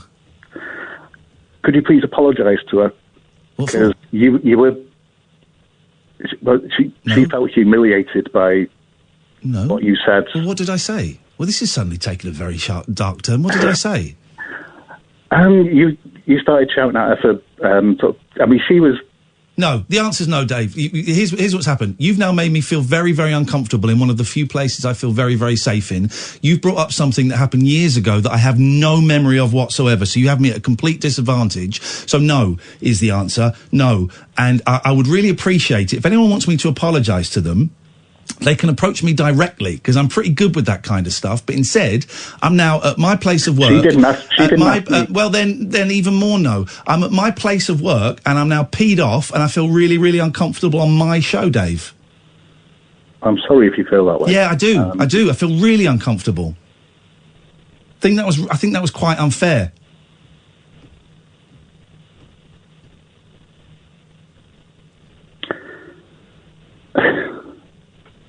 It wasn't meant to be. Well, I think it was. I have no idea what you're talking about. Right. Why would I? It was a long time ago. Why would I? I don't remember the phone calls I got on Tuesday. Why would I know what happened years ago on Periscope? I'm not doing this to belittle you or to do. No, but you've made me feel very uncomfortable on my radio show, and I don't appreciate that. I think it's because I talk to Janie a lot, and it sometimes comes up. And well, great. Well, this is great. Well, I'm really sorry that whatever happened. I don't know what it is, and now I feel lousy doing my job. Thanks, man. Yeah, I didn't mean it to sound like that. How else was it meant to sound? Well, I know that at the end of your last call with Jonathan, you apologised to everyone that you'd... Right, well then, if she fits under that bracket, then that was to that. I'm not going to do specific apologies to people, because I've got no idea. Why are we even talking about this? I felt uncomfortable, the fact you were phoning up to bang on about it, and now I just feel lousy, man. I've got no idea what you're talking about. Fair enough. I didn't mean it to sound that way, and I think it's because I've been so involved in the Jonathan case. And it's nothing to do with me. Yeah. It's nothing to do with me, and I'm sick and tired. And I will say this, actually. We know what we're doing, Dave. I will say it, because I meant it, and then I backed down a bit. Me and Kath know what we are doing. So when people when people are surprised at how we handle stuff, whether that's my boss, whether that's you, whether that's the bloke on the street, whenever people are surprised that I know how to handle things, it's like, this is my job. I've been doing this for 20 years. I'm flipping good at it. I'm the greatest. I am the greatest at this. I know what I'm doing. Dave, thanks for your call. Okay. This is Talk Radio. Kick off your slippers. Don't go to bed. The party is just starting. You can sleep when you're dead. The Late Night Alternative with Iain Lee on Talk Radio. What is going on tonight? Can we have no more old beef? What is the vibe tonight? I don't like being made to feel uncomfortable at work, and I do. I'm struggling sitting in this studio anyway at the moment, and that just felt like an ambush. That felt like an ambush. It felt like an ambush. I don't know who phoned up yesterday, right? I'm not going to remember something that happened on Periscope, which is when we did it was not my primary area of focus. I'm pointing to where the phone used to be. That was not my primary area of focus. It was. I don't know. I apologised to people when the person's obviously still got issues. If it keeps coming up in conversation, great. Well, that's going to keep me awake tonight. If they want to approach me, they can approach me. But I stand by. No, in terms of having Jonathan on the show, I stand by everything we did. In the same way that I stand by this guy. Good evening, Andre. Hi, first time caller. If only. I wish it was last time caller. Yeah, I've got a tune for you here. Could you Off the top of your head. could you talk into the phone? Right, is that better? I'm so close to not taking any more phone calls Right, in my career ever again. Can you hear that? Yeah. Right, hi, Kath. Yeah. Oh, very economical with the words. Right, having listened to this. If only you were so economical with the booze. It's never a conversation. You come on to do your piece, do your piece. Right, you ready? No. Right. But you're going to do it anyway. Now, listen. My baby turned up in a brand new Cadillac. My baby turned up in a brand new Cadillac. I say, hey, baby, where did you get that Cadillac? She said, balls to your daddy. I ain't never coming back. My baby drove up in a brand new Cadillac. Okay, thank you very much indeed. We've gone from the best show, one of the best shows we've ever done yesterday, to one of the worst. It's my fault, isn't it? I think it might be. It's nice to see you. Missed you yesterday. Hey, Paul. Oh, it's the Big Bang Bong, man. The Big Bang Bong, man? The Big Bang Bong, the Big Bang Bong. Yes, man. What can we do for you, Big Bang Bong, man? Well, the Big Bang Bong's gone off, isn't it? Yeah, 2 weeks you got. 2 weeks. After 2 Keep going. Oh, God. After 2 weeks, right? After 2 weeks, we're leaving the common market. Great. Oh, dear. We're out of there, but you gotta get your stuff in, ain't you? Oh. You got 2 weeks on. You gotta get your stuff in. Your stuff, man. Yeah. You got your food in. Yeah, man. Man. Yeah, I'm telling you gotta get your food in. Otherwise, you starve. Then what you gotta do with those kids? Come around, right? And they'll nick your umbrellas off you. They'll nick them. And you'll have no umbrellas in the rain. Man, your Big Bang Bong. What you gonna do? Well, I'll buy double umbrellas and bras. No umbrellas, man, not bras. They won't keep you dry, will they? Depends how big they are. You get two people dry. You get two, but I mean, you've only got one head. There's only two. You're not from the internet. That chap on the internet with two heads, isn't he? Isn't it? Yeah, man. He got two heads. Have you got a bit of a cold? You sound a bit grollied. Get some tunes before we leave the European Union. Cold, man? I don't catch cold except when I got the flu or something. Are you the old man that died in the Archers? It sounds like him, doesn't it? Doesn't sound well. I'm young, man. I'm a young old man. Okay. All right. I'm 58 years old. I'm a young old man. No, that's an old man. That is old, brother. Or dad. It's not old, man. You're 50. How old are you? I'm 46. Exactly, man. I'm only 58. I don't think this guy's ever said man before in his life. Man. I want to be 200 years. I want to be 200 years old and older still. Okay. All right, well, thanks for the call. No, don't leave me on my own in a little abode. Yes. I don't know what's happening. I don't know what's happening anymore. He just reminded me of what my kid's favourite joke at the moment. Go on. What do you do if you see a spaceman? Parking it? Parking it, dude. There we go. Yeah, okay. Yeah, that's a good one. Let's go to Callum. Good evening, Callum. Yo, Cal. I can hear somebody. Callum. Here, boy. It's funny because his name is spelt like Callum, and he has, but now he needs to speak 'em. Callum. I can hear him rustling away. Are we in his pocket? Oh. Hello, Callum.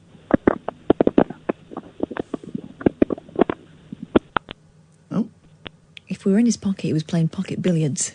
Callum. I think we lost Callum there. Okay, gosh, the show's picking up. It comes to something when those two calls are the show picking up. That's a bad show. Okay, man. Hello, Nelly. Good evening, Ian. Good evening, Catherine. I'm saying this now. I don't want to talk about any of the previous calls that we've had on. I'm just laying my stall out. Yeah, I was going to say, I mean, I've probably had about 5 hours sleep in the last week. Yes. And so as the last 10 minutes actually just happened. I don't know. I'm going to have to listen back to it when I come down from this trip I'm on. But I don't know. Nelly, what can we do for you on this bizarre evening? Well, obviously, to get you back on track, do you want a quiz? Yeah, go on. Right, so usual rules apply, 10 things written down. You make stuff up, it's impossible to guess, you get a smug little feeling in your pocket. You versus Kath, 5 goals each, whoever gets the most wins. I'm looking through the history of the quizzes that I've done. They've all been rubbish. I've noticed that Catherine has won, I think, about 4 quizzes. Yeah. So... You know why that is? Because your quizzes don't follow any logic, and neither does Kath. I'm brilliant. Well, I'm guessing you may be used to my quizzes now, so you know how to answer them, I guess. Well, let's see, shall we? Let's see. Let's just do it. So, 10 things written down. Yes, sir. The subject is Johnnies. Now, bear in mind, it's not just famous people. It could be just other things with Johnny within them. Okay. So, All right. So, Ian, you go first. I'm not going to do a quiz show voice. I can't. By the way, there's someone who's just gone blocked by Ian for questioning why Meghan Markle is late night alternative news. No, it's because you just sent me quite a few tweets. It's like he's shouting at the telly, but he's There's messaging quite a few us. tweets. You're just criticising the show, and also you said if you don't like what George says, why not block him? Take that on board, Sonny. You're basically telling me to block you. I've done it. Right, Johnny's. Okay, where you go? No, you. He says you first. Oh, what? Okay, what have I got to do? Johnny Morris. Incorrect. Catherine? Johnny Cash. Correct. Johnny Ball. Correct, Ian. Well done. Catherine? Johnny Wilkinson. Oh, didn't think of him. No. Johnny Rotten. No. This is stupid. We're just saying Johnny's because we know why. Why? Because it's rude. We can't be rude anymore. Johnny from Dirty Dancing, played by Patrick Swayze. Patrick Swayze. No. You've got 2 goals left each. It's 1-1. Oh, thanks. Johnny... Did we say Johnny Briggs? No, go on. I'm saying Johnny Briggs. Both... No, I'm talking about the Mike Baldwin Johnny Briggs. Johnny Briggs. I'm going for Mike Baldwin, Johnny Briggs. I'm going for Johnny Briggs. Incorrect. Catherine. This guy's an idiot. Johnny, we're sorry. Well done, thank you. She's putting the Won't you come she's putting the effort in to do the gaps. That. Don't know what that is. No. How dare you? Flipping heck. Let's go each. Johnny Come Lately. There's a new kid in town by the Eagles. Fuck no. Johnny Come Lately. Johnny. There's a new kid in town. Everybody wants him. Yeah. No. What about Johnny on the Spot? Johnny on the Spot. There's quite a lot of Johnny. No, there's quite a lot of Johnny things, isn't there? Yeah. I didn't realise that. Well, it's been fun. Yeah. So you could have had Condoms, Bravo, Vegas, Johnny 5, Johnny Depp, Johnny Walker, Johnny Be Good. Oh, we could have 5 minutes of silence, and it'd be more enriching for the nation than that. This is Talk Radio. The radio show where the owls are not what they seem. Do you or have you ever watched Twin Peaks? The Late Night Alternative with Iain Lee We could be dreaming and meeting each other in our dreams. on Talk Radio.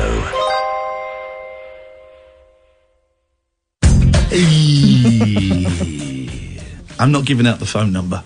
If people know it, they can call it. But I'm not giving out the phone It's number. on Google. No one's been good enough tonight, apart from Big Bong Man, Big Bong and Frank in America. Callum was good. Callum's Pocket.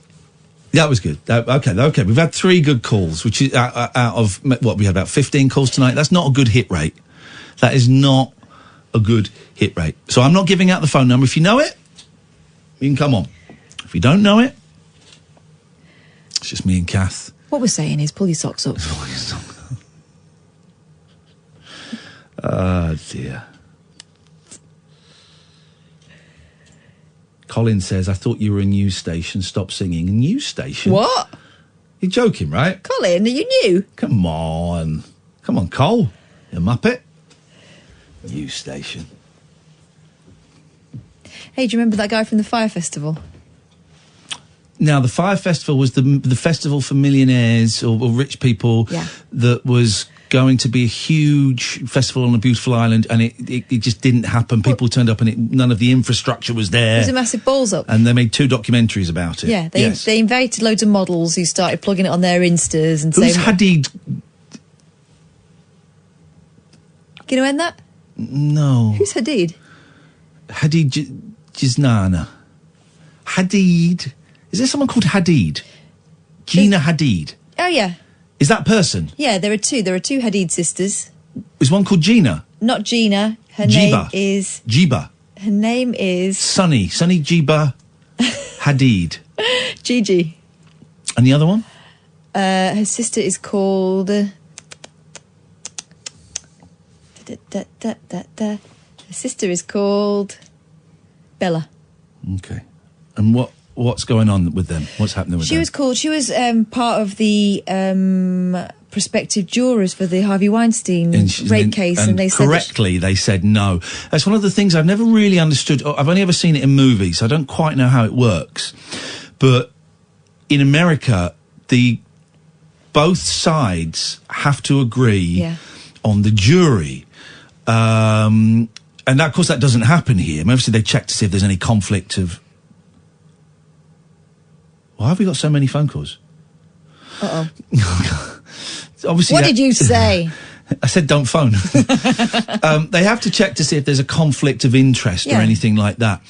But no, I've only known this in movies. So they will have, like, the lawyers will interview the jurors and they'll go, right, well, she's a black working class 20-something. I think she might be good for us. Yeah, but for example, with the OJ case, they were very careful about who they chose for the jury. But the gay guy in his 30s, it's just not our demographic. I think we're going... And it's nuts, isn't it? They bear in mind the sort of subject matter of the case and whether or not someone would have an implicit bias because of who they were, or... I mean, in her case, it's because she's a supermodel, right? So apparently the excuse was... The reason was that she would attract too much attention and it would be even more of a circus Well, than I it would read already that she be. knows she's really good friends with one of the accusers. Apparently she is friends with Which is a someone great reason not to have someone on a jury. Yeah, even though she said she could be... No, she could can't. be fair. You can't. She's quite a bright girl and all, but yeah, I think she's overshooting it's there. right. It's right that she was taken off. I got called for jury duty once. Oh yeah, and you got out of it. I was very pregnant, but I was bang up for it. Well, that's how you got pregnant. Oh, the thing, I would love to do it. I would love. How much do they pay you? Do they pay you what you would lose? I think so, yeah. Mate, I'm in. I'm totes in. I would love it. I'd love it. Yeah. Never had the call. I think it's a great duty to serve justice in your country and find them guilty. Yeah. I think they were just a bit worried that they might end up with 13 members of the jury. I have considered, and I considered it as recently as a month ago, becoming a magistrate. Oh, yeah. Because they're lay people. It's a great idea. And there was I'll tell you why I thought about it a month ago. There was a thing on Radio 4 about they're running out of magistrates because no one goes to do it. It was also that they're all kind of like white men in their 60s. So I'm a white guy and I'm kind of heading towards 60. But that they're running out of magistrates. And quite often, in some places, you're supposed to have 3. Quite often you'll get 2. You'll get 2 magistrates now because they don't have enough. And I did think,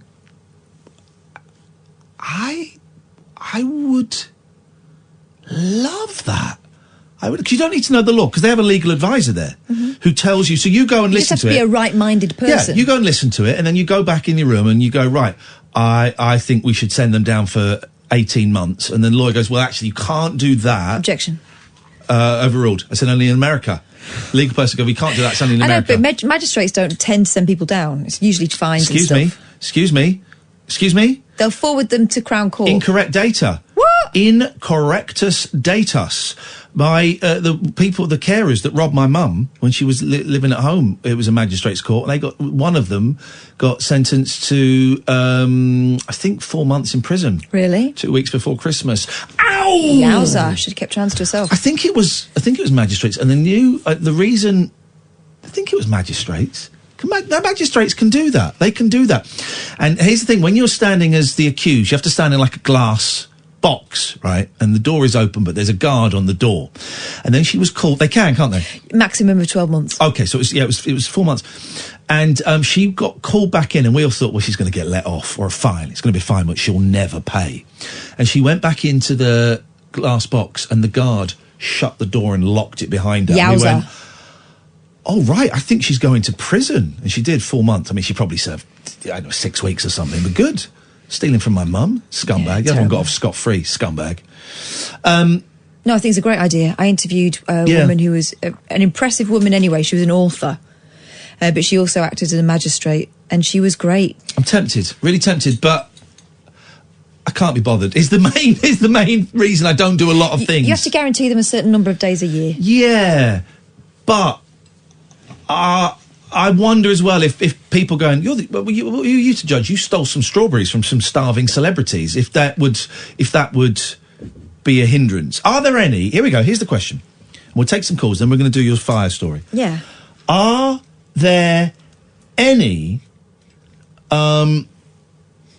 famous magistrates? When I say famous, I mean like level C, like me, magistrates in Britain. Like, if I walked in to a court, could I face Kerry Katona or Johnny Ball or people like that? Kath's got her thinking head on.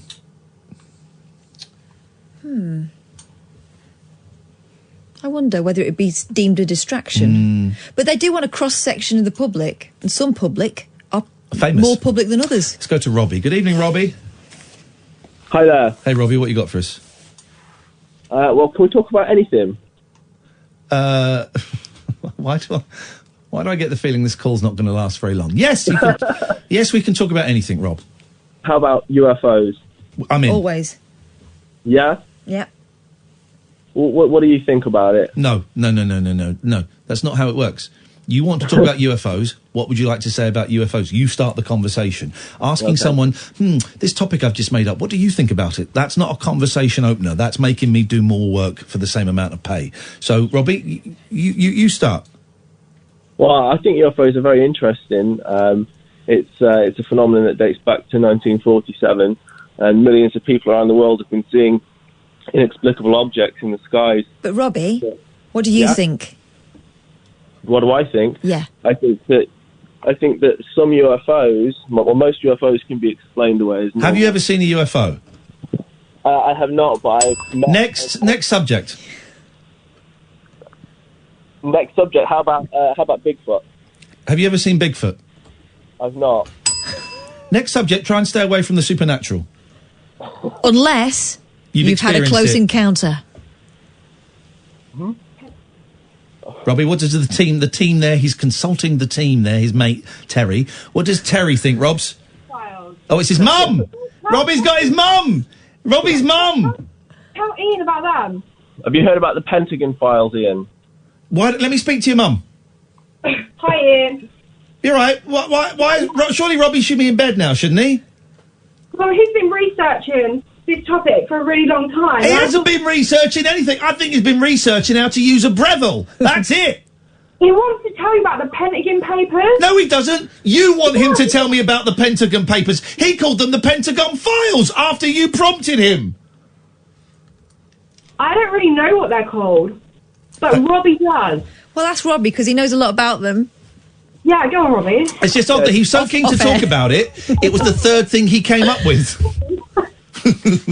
Yeah, it's the Pentagon Papers relate to these UFO files. Thank you very much indeed for your call, Robbie. Tell the lady that's with you. She's interested. Oh, jeez. We're not. Hello, John. Hi, Ian. Hi, oh, God. Calm down. Calm down. I can turn up on you tonight. You said before that you'd had boring phone calls in. Yeah. I looked at the Rainbow George one. He should call himself EO, shouldn't he? Rather than Rainbow George. But never mind. I've got a question for you here, guys. Yeah. At Christmas, I got a present. I won't say the name of the brand. Why? But it's an antiperspirant. Lynx. It's called Are you Invisible sure? Black and White. Are you sure? Yes, it was for me. It's called Invisible Black and White. Sure. The brand name begins with an N and ends with an A. M? But it's definitely... Why are we playing Guess the Deodorant? What is this? BBC Coventry and Warwickshire? Smell of it. It's really light, delicate. Are you phoning up to show off that you've got deodorant? No, I'm strictly sort of like not for light, delicate floral fragrances. Right. My wife hates it. Right. What is the point of your call, please, caller? Sorry, could you say that again, Ian? Yes. What is the point of your call, please, caller? Yeah, what do I do with this? Because it was given in good faith by a colleague of mine at work. They're saying you stink. They are saying you stink. I'm really camp. No, John, if a colleague buys you deodorant, I mean deodorant, not even aftershave. Really stinks. That's what they're saying, John. What do I do with it? What you do is you lift up one arm. Well, no, have a wash first. Have a wash. Make sure you got no top on. Lift up one arm, shake the can, pop the lid off, spray it under one arm. Do the same with the other, and you do that every morning. And if you're feeling posh, do it before you get in bed. Nice little treat for yourself. Then I'll smell very, very girly going to work. There's no such thing. What's a girly smell? It's 2020. What is it? John, it's 2020. What is a girly smell? Do you think it's going to make men want to have sex with you or something? Oh, right. I'm not quite sure that would work, Catherine, seeing as how... Are you worried it's going to make you gay? Do you think it could possibly? Yes, I think it could. Yeah. I think deodorant can turn you gay. And what if I use Lynx afterwards? That will make you hetero again. Yeah, but it makes you a 14-year-old hetero. Sorry? Thanks very much for your call. Be. Is Mary for us? What's she doing down there on lucky line 13? Mary, come up to line 1. Come to line 1, Mary. You're on lucky line 13. Oh, hello, Ian. I've only started listening to your show maybe in about the last 2 months, but I'm just become completely obsessed with it. Thank you so much. I hope tonight's abomination hasn't put you off. Well, no, the reason I've rung, I mean, I've always listened, but I've never rung your show because I just want you not to get down and not to ever doubt yourself because... I know you're going through a bad phase, and I'm myself worried if you ever went somewhere where I wouldn't be able to listen to you because I think Twitter. you're just such a genuine... Do you have Twitter? Pardon? Do you have Twitter? No, Do you have Facebook? I'm not. I'm technophobic, Good. but Can you read smoke think- signals? well, no, I've never tried. But I think you reflect real life and real people. All over London. And I think you're their crutch because people, and I think your honesty and openness gives other people the courage to try and be open and authentic as well. Well, thank you, Mary. It's So a very I kind hope- thing to say.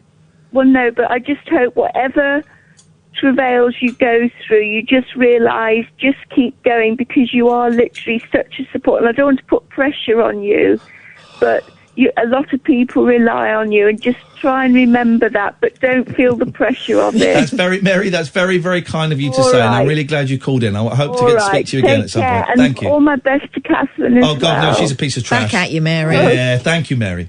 Gosh, 03... Oh, no, I'm not giving the number out. You can call if you know it. If you don't, you can't. This is Talk Radio. The Late Night Alternative with Iain Lee on Talk Radio. We have ways of making you Yesterday talk. was kind of like the 4th of July. The way your face lit up the entire sky. Had to look away because it hurt my eyes. The way you hit me was a big surprise.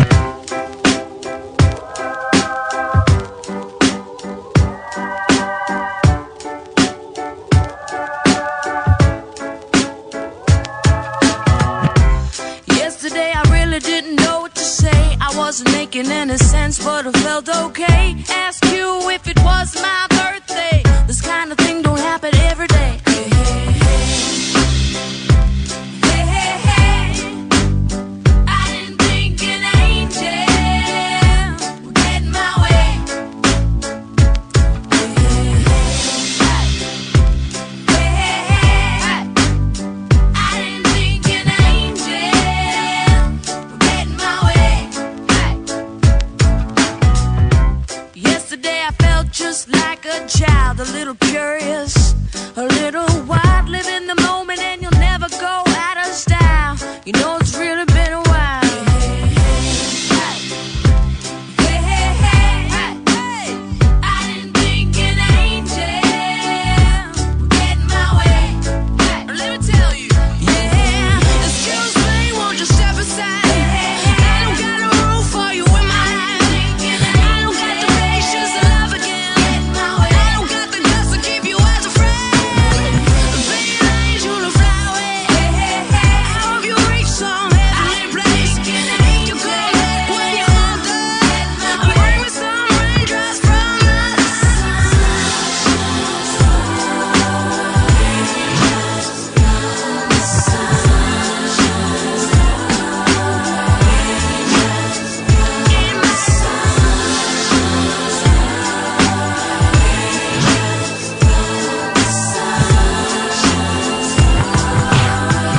Today I feel like I'm doing time. I didn't think it would be such a shameful crime. It's been a while since I let you go.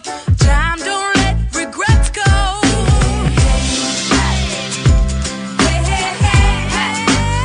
I didn't think an angel would get in my way. Oh, no, no. Hey, hey, hey. I didn't think an angel would get in my way. Hey.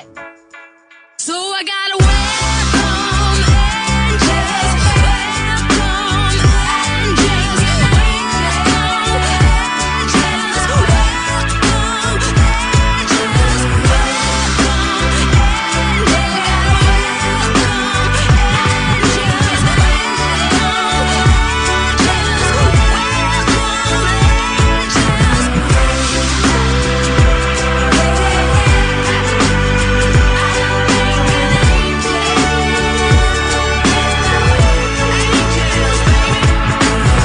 helping old lady up the stairs. Oh, I haven't heard that for ages. Let a fat lady see you. I heard it over Christmas, actually. Angel. Oh, no, yep, no problem. Let's go to Dave. I'm not even giving out the number. If you know it, you can call it. If you don't, you can't. David. Hello, I've been working in the garden today. Thank you very much indeed. Let's go to John. Good evening, John. Hello, Ian. Hello, John. Hi, you were talking about magistrates, and was there anyone well known? Yes. or anyone like you doing the job? Well, hang on, what do you mean? Hang on, whoa. Anyone well-known or anyone like you doing it? Yes, I was, John. Right. Yeah, well, the reason I say anyone like you is because... Jamie Lomas does it. I don't know if you're still doing it, but there was a well-known phone-in show host who was a magistrate. All right, all right. All right, don't tell me. Don't tell me. Is he a famous... Would I know his name? You would definitely know his name. Don't He's say not on the air much. Don't say it. I want to guess. Yeah, have a guess. Robbie Vincent. Yes. Oh, was it? Yeah, I could just imagine him sat up there on the throne, loving it. I could just picture. I don't think I knew that. I could just picture. You know, we had Robbie Vincent on this show.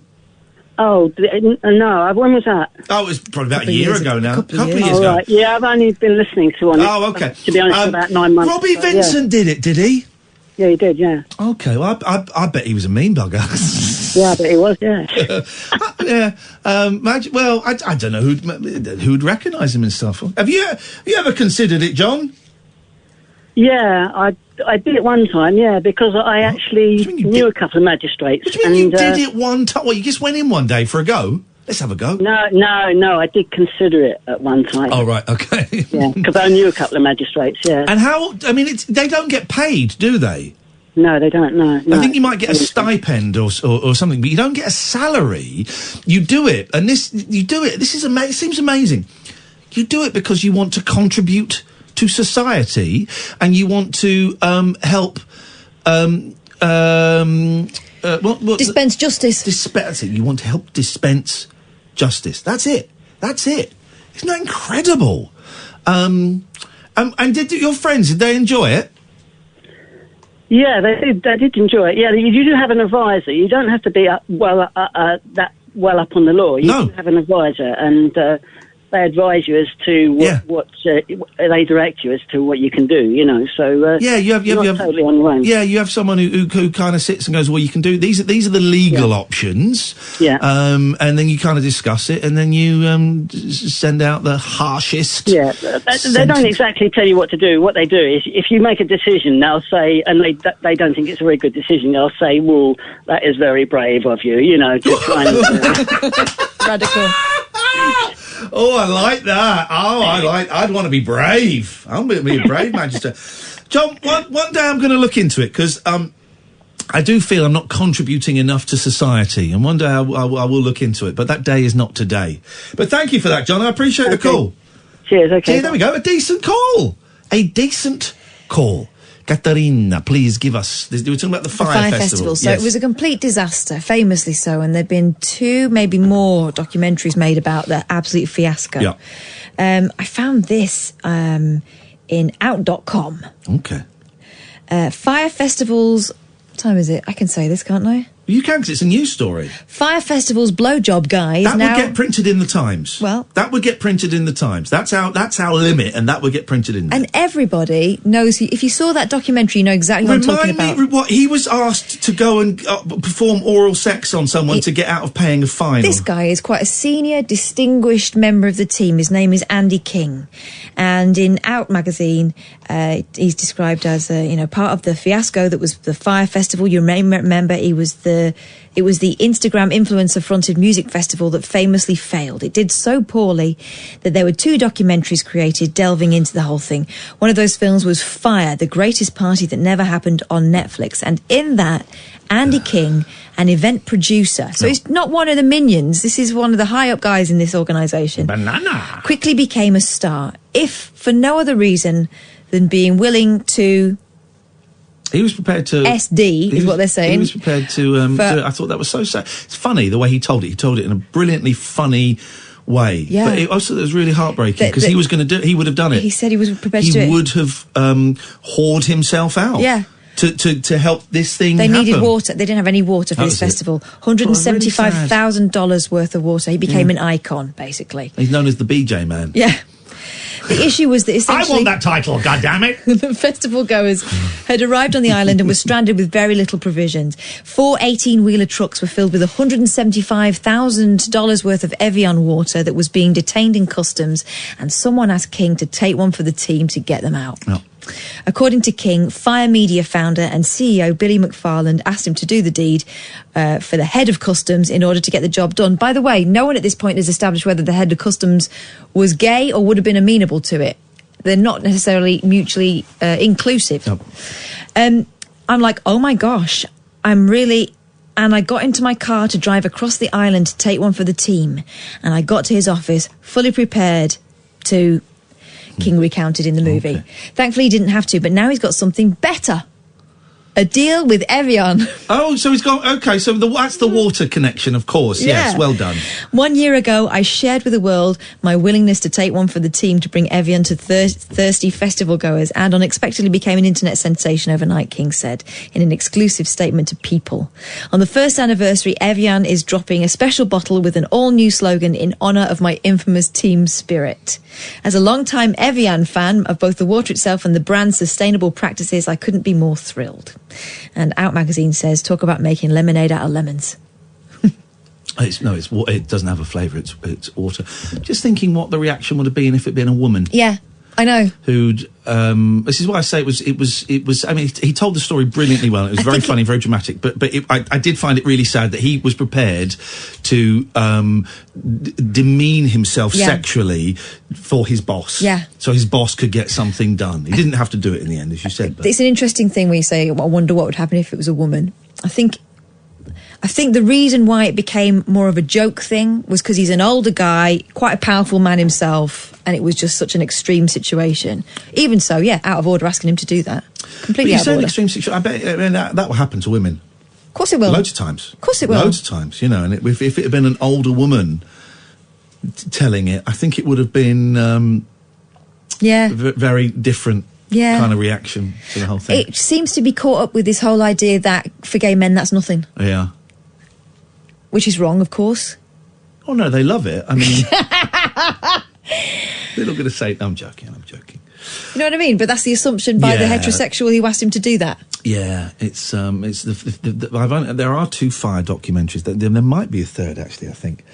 But there was a follow-up, wasn't there? There was something, and I saw the one that was on Netflix, not the one that was on Hulu. Anyway, it all gets very confusing. Alistair, stay there. Coming to you in a second. I'm not giving out the phone number. This is Talk Radio. The radio show that knows truth is always stranger than fiction. Week Monday, I get shoes. The Late Night Alternative with Ian Lee. Because they're too real to be part of my imagination. On Talk Radio. 0344 499 1000. Good evening, Alistair. Evening, Alistair. Sorry, I didn't mean to say that. How are you guys? Tired and pissed off. Anyway, I was listening to the early... I knew you'd appreciate an honest answer. I'm tired and peed off, really. I know. And it's the weekend, freaking weekend, baby, and I'm about to have me some fun. In 45 minutes, it's the weekend. I'm getting up late tomorrow. I'm playing video games. I'm streaming. I've got tiny little bit of work I've got to do. And then I'm playing video games and I'm watching movies and I'm eating. I'm going to have a Chinese meal tomorrow. So Succulent Chinese meal. Yeah. You, Catherine, are you having a good weekend ahead? You having cream with some young guy? Flipping heck, mate. The soup is a Chinese soup. It's a soup, what? I am Mum's taxi tomorrow. Oh. But I also plan to... I'm taking a lie-in. I'm owed one. That's what's happening. I'm taking brilliant. But I was listening to the show again tonight, Ian, and I wondered, a strange notion came into my head. Yes, sir. Tell us. Right. So, I wondered about some of us that you would choose together, you and Catherine. Yeah. Go up to, as far as we can, because I know you can't get that close these days, to Stonehenge. Well, is it 150 metres? 150 metres, is it? Yeah. And so we all dance in a circle, completely closed. Alistair? Yeah. Can I ask you a personal question? I hope you don't take offence. Go for it.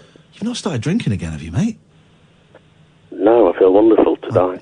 He's on the wacky backy. he's made the transition. Okay, carry on, my friend.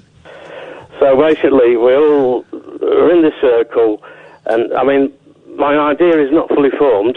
I realise okay, that. you surprised me. Okay. Yes. And basically, we all sort of individually Fall upon each other. pray. Oh, no, okay. none of that. Pray to our higher power, whoever that may be. Yes.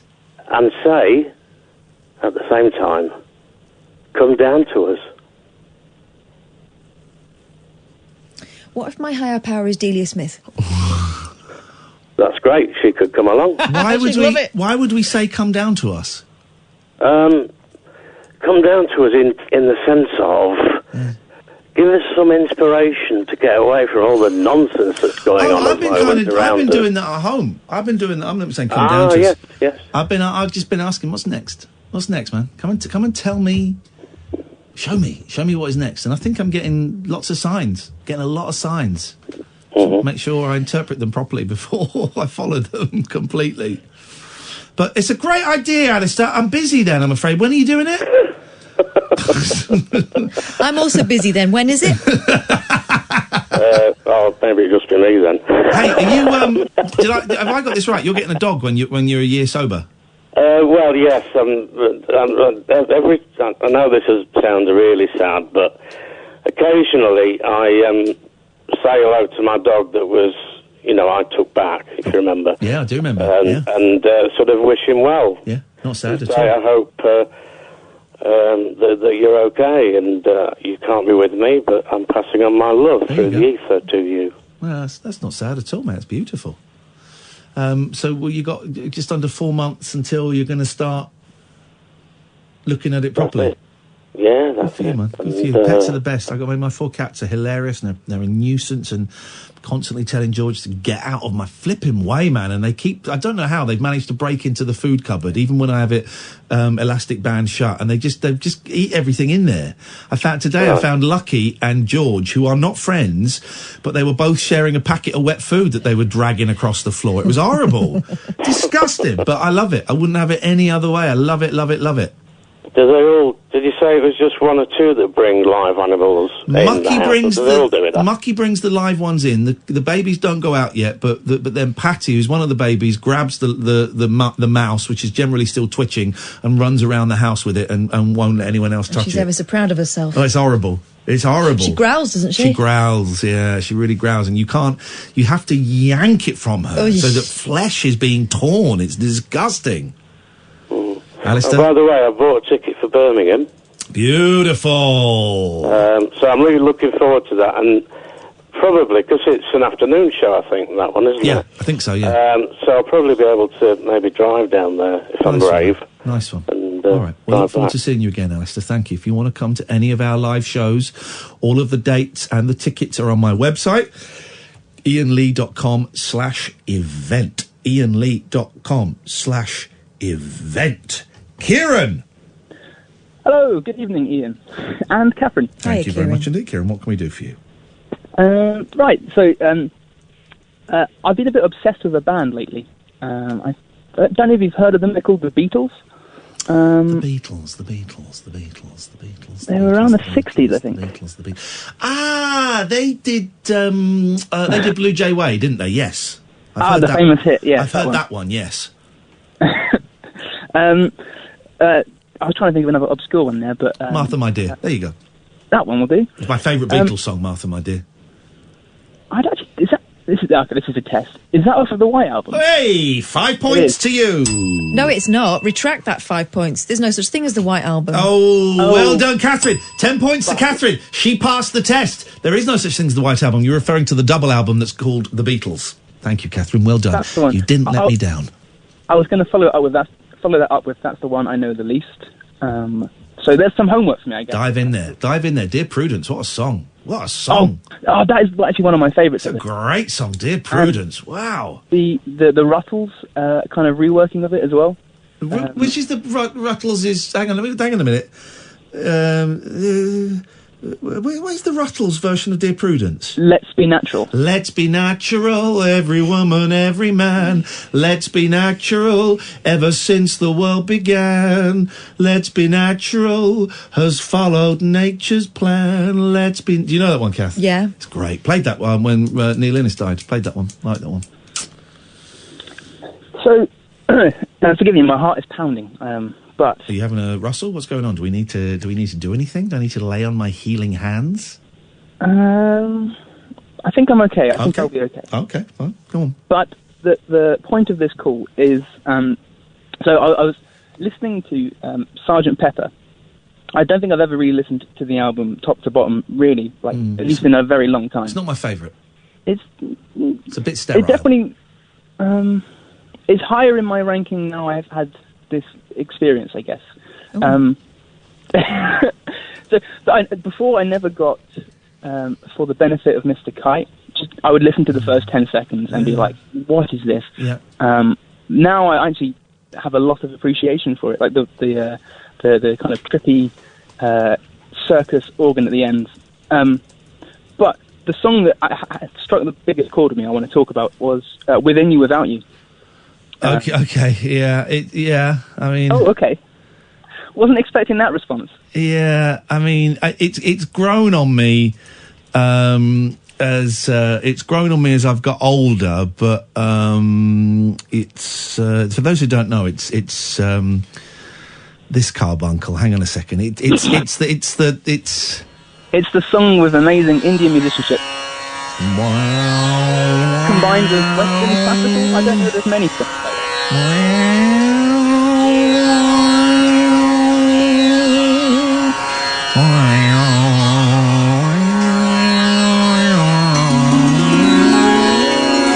Govinda Jaya Jaya. Here we go. We were talking about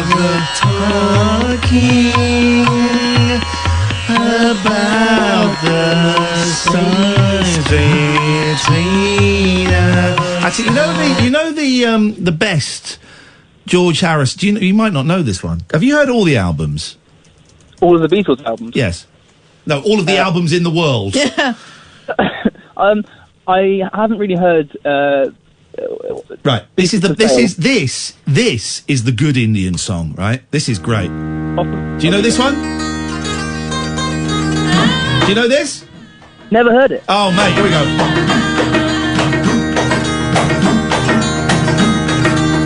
This is the song Within You, Without You wants to be. Was this after? This was after, It sounds like he's practiced a bit more. Yeah.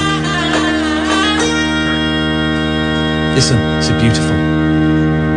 Without going out of my door, I can know things on earth. Without looking out of my window, I can know the ways of heaven.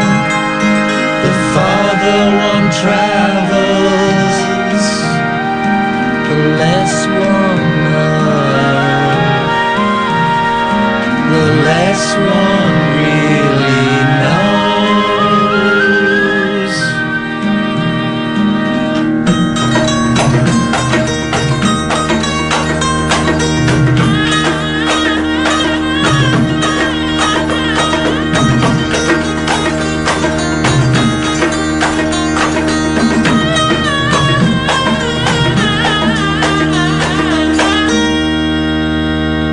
It's the flutes.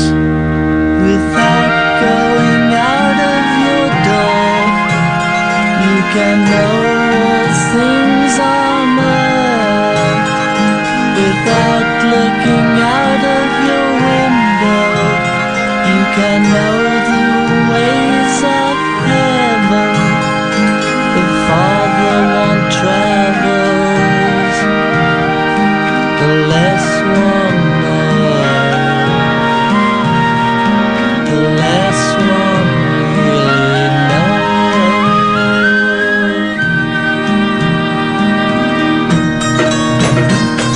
Arrive without traveling. See all without looking. Do all without doing.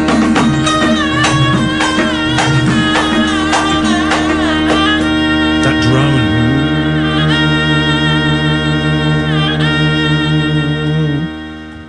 There you go, Kieran. That's a song, isn't it? That was gorgeous. It's great, isn't it? I think it was the B-side. I think it was the B-side to... I'm going to say Lady Madonna. I'm going to say the B-side to Lady Madonna. That's going to be my guess. Interesting. What? So the single, I take it, obviously. Yeah. It's not. It's here's what you want to get. You want to get the Beatles Past Masters Volume 1 and Volume 2. It's all B-sides and stuff that wasn't on the albums. Oh, I'll check it out. Oh, and then you thank me later. Past Masters 1 and 2, my friend. I think it may sound better, yes, hearing it through speakers rather than down the phone. Oh, it will sound significantly better. Kieran, always happy to talk Beatles with you. B-side to Lady Madonna. Thank you very much. This is the radio. Uncut after-hours conversation for the up-all-night generation. The Late Night Alternative with Iain Lee on Talk Radio. Here we go. First Beatles single, not written by Lennon and McCartney. Second Beatles single to not reach number 1. What is the song? First Beatles single not to be written by Lennon and McCartney. Second Beatles single to not reach number 1. I think it's no, apologies. Third Beatles single to not reach number 1. Because Strawberry Fields and Penny Lane didn't reach number 1. Well, I have no idea then. Strawberry Fields and Penny Lane, of course, was kept off number 1 by... Please release me, let me go. Engelbert. Yeah. Something. First single, Beatles single not to be written by Lennon and McCartney. Oh. Something. Which, you know how Frank Sinatra describes something? Hang on. Frank Sinatra introduces something. How does... I wonder if he said... He might not say it. He might say it. He's got a great way of... Here we go. He might do it. Thank you very much, ladies and gentlemen. Now I'd like to turn to something that so happens to be the title. This is a great song by George Harrison of the Beatles, with a marvelous arrangement by Don. No, it's not. There is a live version where he says, I'm going to do my favourite Lennon and McCartney song, something. I like the Beatles. The Beatles make everything good. There's a Kurt Vonnegut quote, and I will paraphrase it.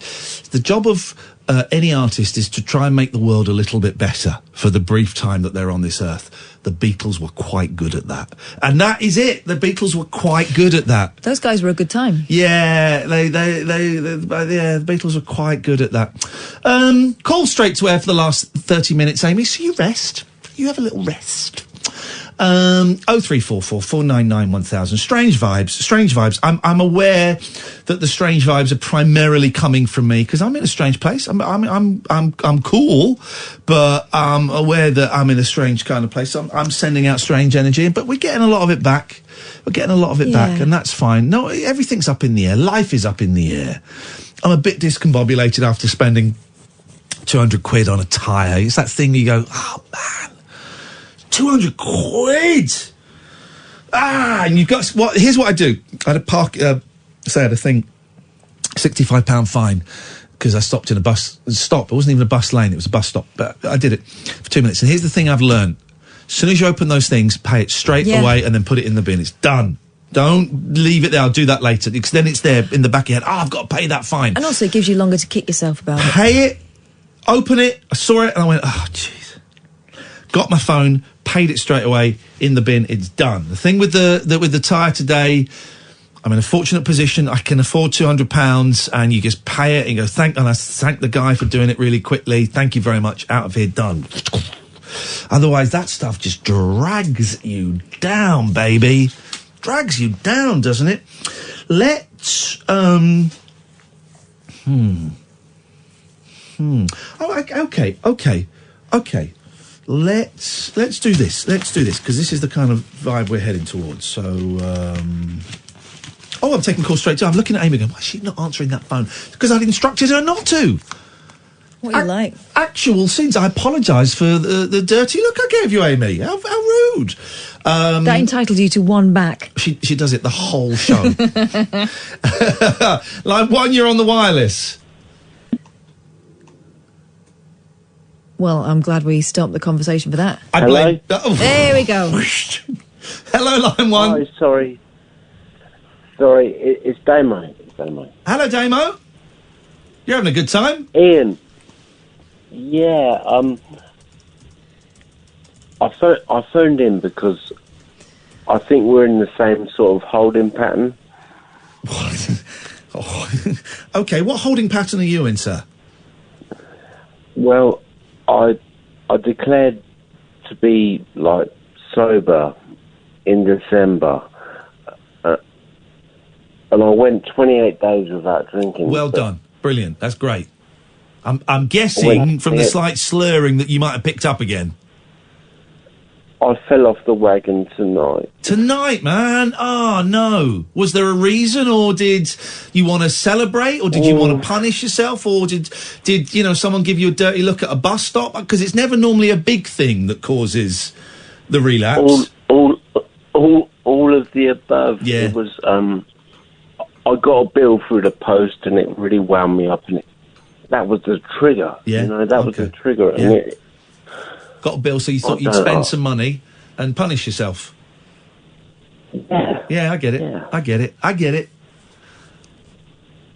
And now I feel like shit. Yeah, don't allow yourself to feel ashamed.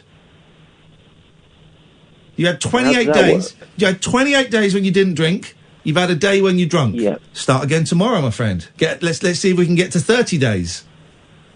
Do another 28 days. We'll do another 28 days, followed by another 28 days, and hopefully there'll be no break in between this time.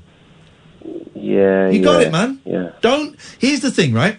Don't allow yourself to get caught up in the shame and the self-loathing because you got drunk today, because you'll use that tomorrow to get you drunk again. Revel in the fact that you had 28 days where you didn't drink. 28 days where you didn't drink, one where you did. Okay. Yeah, fine. I do feel proud of myself. Good, you should do. That's an amazing achievement.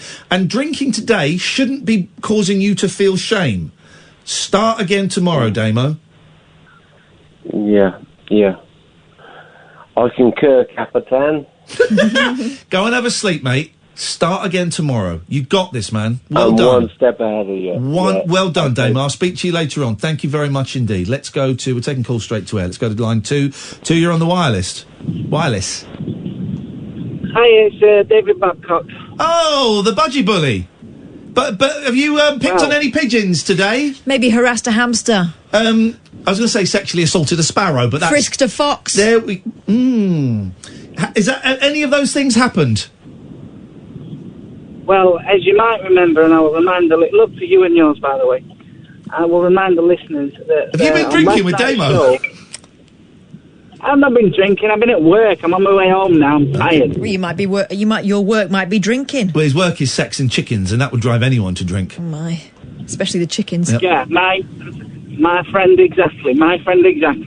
Right. What? Hey? So, was there a word missing from that sentence? Yes. I was in an argument with a budgeriggar yesterday. Right? No, this is and I know who won. This is the weirdest thing. He accused a budgeriggar of faking talking. Its voice. When he's going, but the audio doesn't match up. You can't read a budgie's lips. Meanwhile, let's just remember, this is a man who claims to speak to dead people. Yep. It's been claimed. Well, I mean, dead people talking is less likely than a budgie talking. I've seen budgies talking. I tell you what, Kathleen, you've been right saucy today, and you're going the right way for a smack bottom. I'd like to see you try, mate. I'd destroy you. Right, let's not go down that... No. Oh, I can go down that path. Right. I can go down that path. Do you dare? No. David's getting sent to the naughty step by Mummy. You will. How old are you? No, please, Mummy, no. Please, Mummy, no. I reckon about 28 minutes should do it. Right, can I please talk about budgerigars? I wish you would. Away you go, then. There's been a horrifying development, and I have to admit something. Go on. Have you been served legal papers by a budgie? For once, it's probably not as bad as you're thinking, but I feel awful.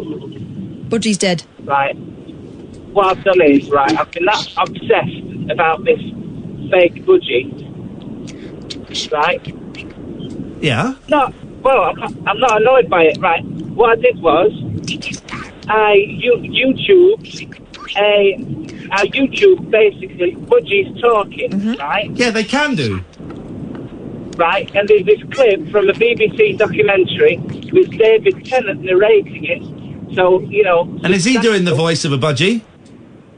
No, but the budgie sounds exactly the same as the budgie that I said was fake. Same accent, you see. Budgish. And that... They all come from the Canary Islands, don't they? Right.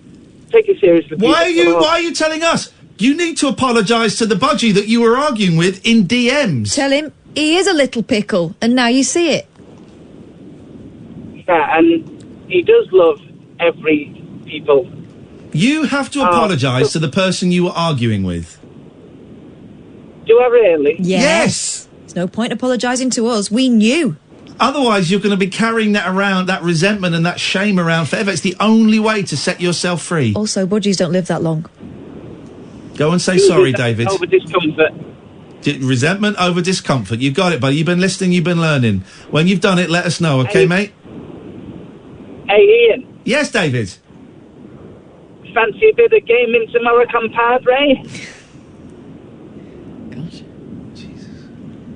He joins into the games that I'm playing, and I don't really want to play with him. But he says you're his best friend. I know, it's outrageous. I can't hear you. I think I'm busy tomorrow, David. And if you see me online, it's probably my children playing. So best leave them alone and not ask them for a game or anything. Yeah.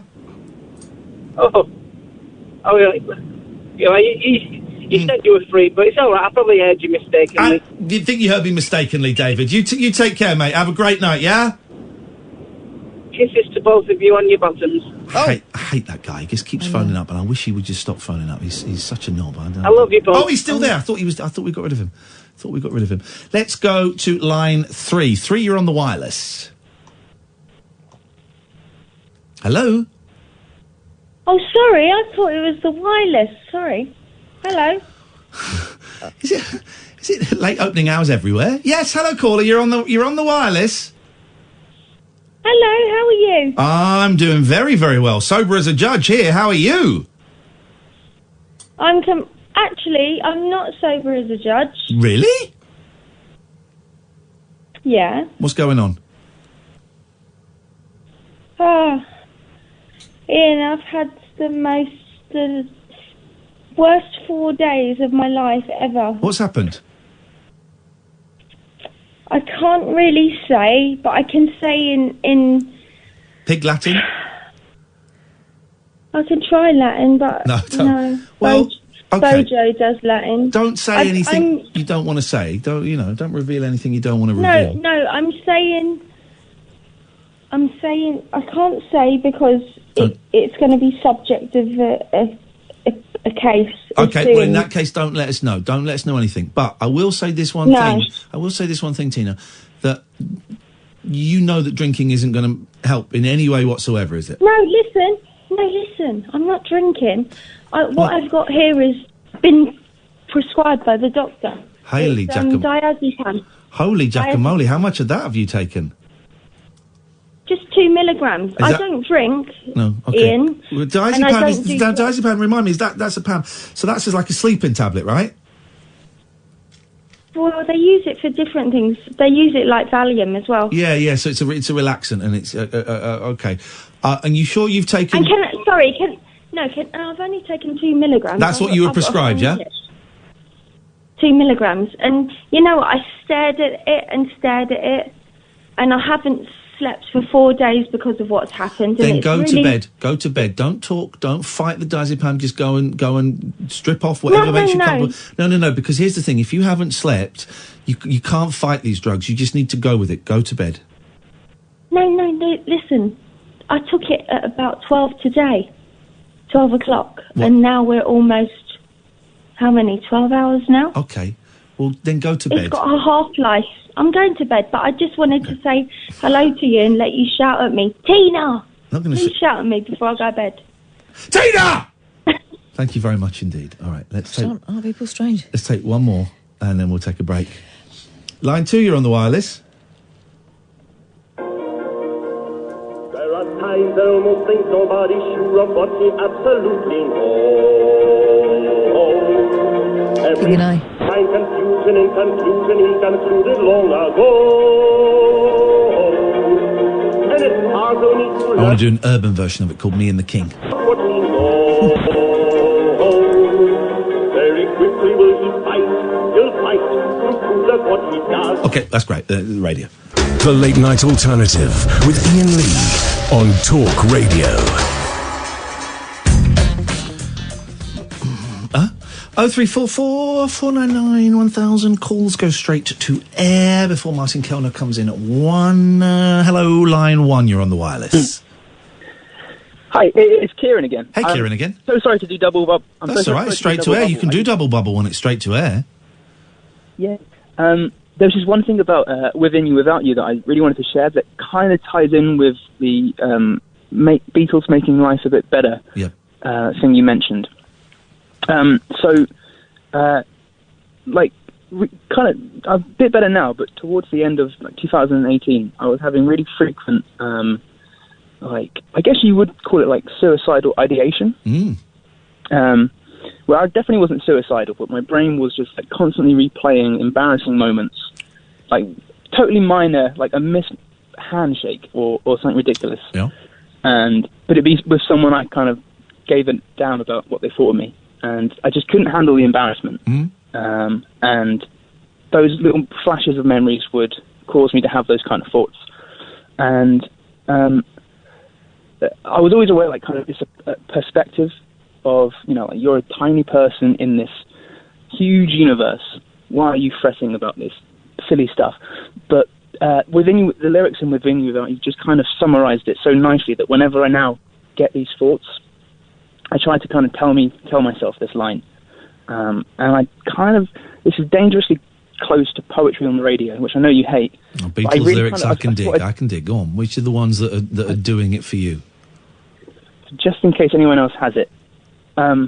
It is, especially the first line, right? It says, when you've seen beyond yourself, then you may find peace of mind is there, and to see you're only really small, and life flows on within you and without you. And that'll do it. Yeah, I don't know. That'll do it. Yeah, that'll do it. But here's the thing about the Beatles: they got a song for everything. They got a song for everything, and if that works for you, Kieran, then that's beautiful. Thank you for sharing that with us. They've got a song about doing it in the road, haven't they?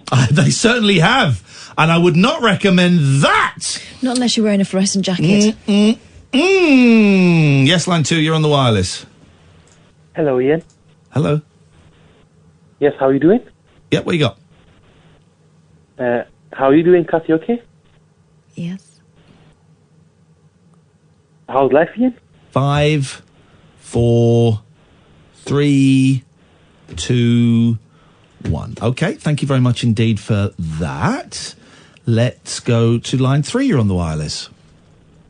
Hello, Iain Lee and Catherine Boyle. If there's one thing tonight's show has proven, it's that there are people even more messed up than David Babcock.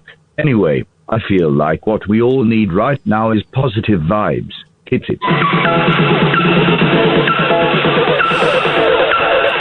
People love it. Which people? I don't get it. This is good music.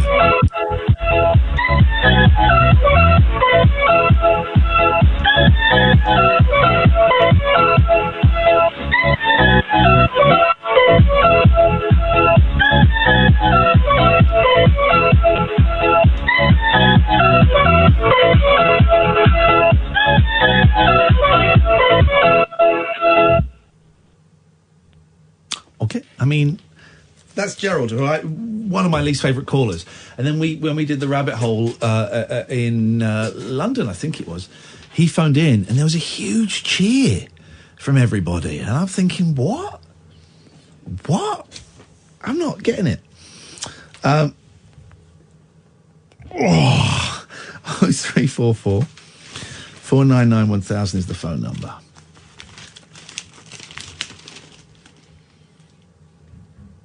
I don't know. I don't really want to do any of these stories. Let's just sit and everyone just cool out, right? If people phone up, we'll take the calls. And if people don't phone up, We'll just sit here and relax. There's silence on the radio. My brain is kind of switching off.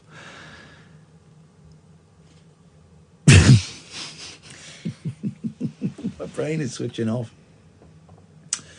Shutting down for the weekend. It's like when the... you won't remember this, Catherine. Isn't it funny what 4 years difference? Or 4.5 years? Yeah, I'm 42. Difference will do. When TV used to shut down. You don't remember? You don't remember it, do you? TV would shut down. Well, that concludes the programming for this evening. Because there was a guy that used to do it on Anglia TV. Oh, right, And little he was guy at a desk there would be. He was a reading the joker. Right. He used to say, "Good night, everyone. Don't look behind you." He used to do stuff like that. Well, be on the BBC, I go, well, that's the end of our programming for today, and we'd like to wish you a very happy good night's sleep, and we look forward to seeing you tomorrow. Then they play the national anthem. Yes. I'm old enough to remember this. This isn't like nonsense from the olden days. And then there'd be silence, and then there'd be a white dot, and it'll go, beep,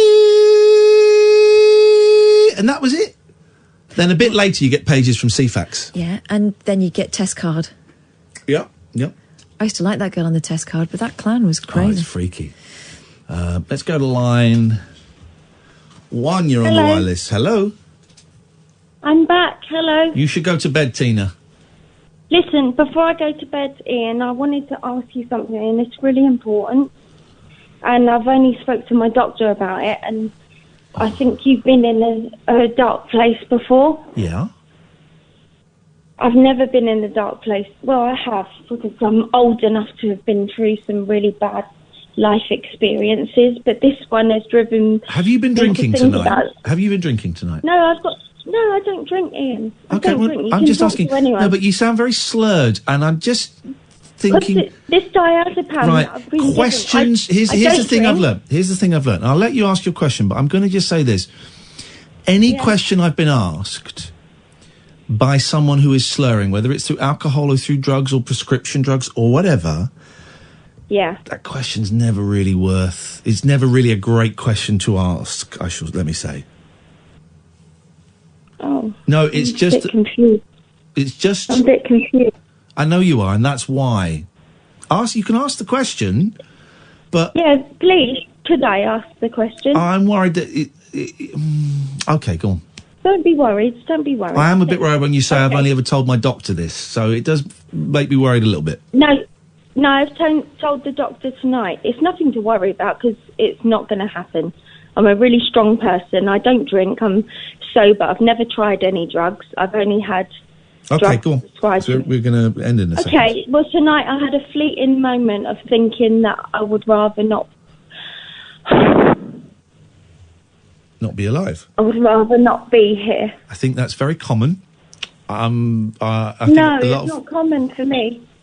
I've never had that, and I don't have the luxury to take that decision because I'm a sole carer for my 89-year-old mum.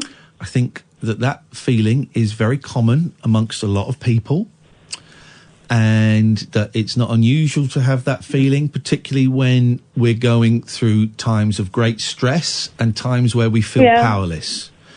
So I would suggest that it's nothing to worry about. I would suggest you carry on talking to your doctor about it, and that if you get that feeling again, you simply call up the Samaritans, who are free and who are anonymous, and will help take some of that feeling of loneliness and powerlessness away. Yeah, Ian, I'm ashamed to admit it, but you know what? I went and got help straight away. Perfect. So Nothing to be ashamed of. I talked to the Samaritans, and then I went straight to my doctor. Nothing to and be ashamed of. he came out of the surgery. Great. And Well, just then you've took got a me in, great. and he had a whole. You've got a great doctor. Yeah. Then you've got a great doctor. And you know what, Ian? You're a great broadcaster. Well, let's see. Hey, Tina, listen. Best of luck. Really try and get some sleep. All right. Listen, I'm going to shut my eyes now. So I'm not drunk. I'm completely sober, but I've got. Count your I've got breathing. drugs that I Get can't get lie enough. down. Close your eyes and count your breathing in groups of 3. In groups of 3, okay. Yeah, I hope you relax. All right. All right. Take care, Tina. Bye-bye. And I've said that, and I'm going to be good now. I'm going to sleep. Beautiful. Thank you very much. Best of luck, and I hope everything that's going on passes as smoothly as possible. I got it. I'm gonna have a succulent Chinese meal tomorrow. Yeah, you deserve one. I think I deserve it, and I'll go. There's I used to get it delivered, but now I found a nice one that I can drive to. Actually, it's about 10 minutes away. And but that's good. It gives you time to think about what you want. The food. Well, actually, I always go, right, I'm going to have something different. I always get sweet and sour pork. Always get sweet and sour pork every single time. And every time I go, right, today I'm going to get something different. I'm going to get something different. Oh, but the sweet and sour pork is so delicious. I'll have the sweet and sour pork, please. It's my favourite. It's my favourite. And, you know, sometimes you Chinese food, any takeaway food, you experiment too much. Yeah. It's like I don't like the ribs. Can you come in, Martin, whenever you want? 'Cause you've got to fiddle around and set the mics up. But I don't like the ribs in Chinese restaurants. They're a bit fatty. Little bit fatty. You've got to be careful. Oh, gosh, look at his power. I know. You're going to snap Whoa. it. There we go. That's it. What's he doing? That's it. He says, Like doing he's- it upside down. Excellent. They can hear you backwards now. No, that's the right way, isn't it? I don't know. Kneel before Zod. Well, I am kneeling before Zod. You sound a little bit bunged up. I've had a terrible cold. You sounded fine earlier on when we were talking before It sort of the show. comes and goes. Depends if I've had one of those sachet things at the time. Can you hear me? Yeah, I'm not beautifully. really paying attention. I've I can switched hear off. you. I can Sorry? hear I can't hear a damn thing. Is it plugged in? Hang on a second. While you guys are looking at leads, let's just let's go. Yes, hello, line one. Hello, it's Geeky Girl. Hello. The show's coming to an end, and we got Martin in. Got Martin. I'll be. Don't really, sound really quick, surprised. okay? We finish at 1 o'clock. Yeah, no, sorry. I just you were talking about fight scenes earlier, and I've just got in, and that guy. We on weren't talking Big Trouble in fight Little scenes. China, Fight scenes. yeah, and you wanted. That's another. Not on this show. We weren't talking about fight scenes. Don't cross the streams. Martin, what's on your show tonight, please? Well, we're going to be trying out a new candle that... Oh, no. Not a fanny candle. A fandle. Well, it's one that has the essence of Gwyneth Paltrow. Have you got one? No. Beautiful. It's lovely, actually. Yeah. I've got one at home. Yeah, so we're going to like that. I know. I mean, obviously. I've not got one of the candles. I know. I don't want to brag, but I know the about. aroma. But you know, we were lovers for a long time, Gwyneth and myself. So I believe. Yeah, I don't know. How did that go? Anyway, so She told me that you meant nothing to her anymore, and it was all about me now. There we go. You see. Yeah. There you go. So we've got, I don't know what we've got. The usual stuff. Come on, but people whatever. expect, when we finish, they expect a certain level of professionalism that they're not getting from you, Mr. Kelder. No, you're absolutely right. But it's all flying around the seam. I've got a piece of paper somewhere which says exactly what I've got. You're supposed to be looking after him in the run-up to the show. He's rambling like a lunatic. Yeah. Good show, though. I did enjoy your show tonight. Very, very good. You sound surprised. Normally it's a crock, but tonight, actually, I did. Martin, Normally sit back, yes, relax. thank you. You've had too much Sudafed. We'll be back on Monday. This, dear listener, is Talk Radio. The Late Night Alternative with Iain Lee On Talk Radio.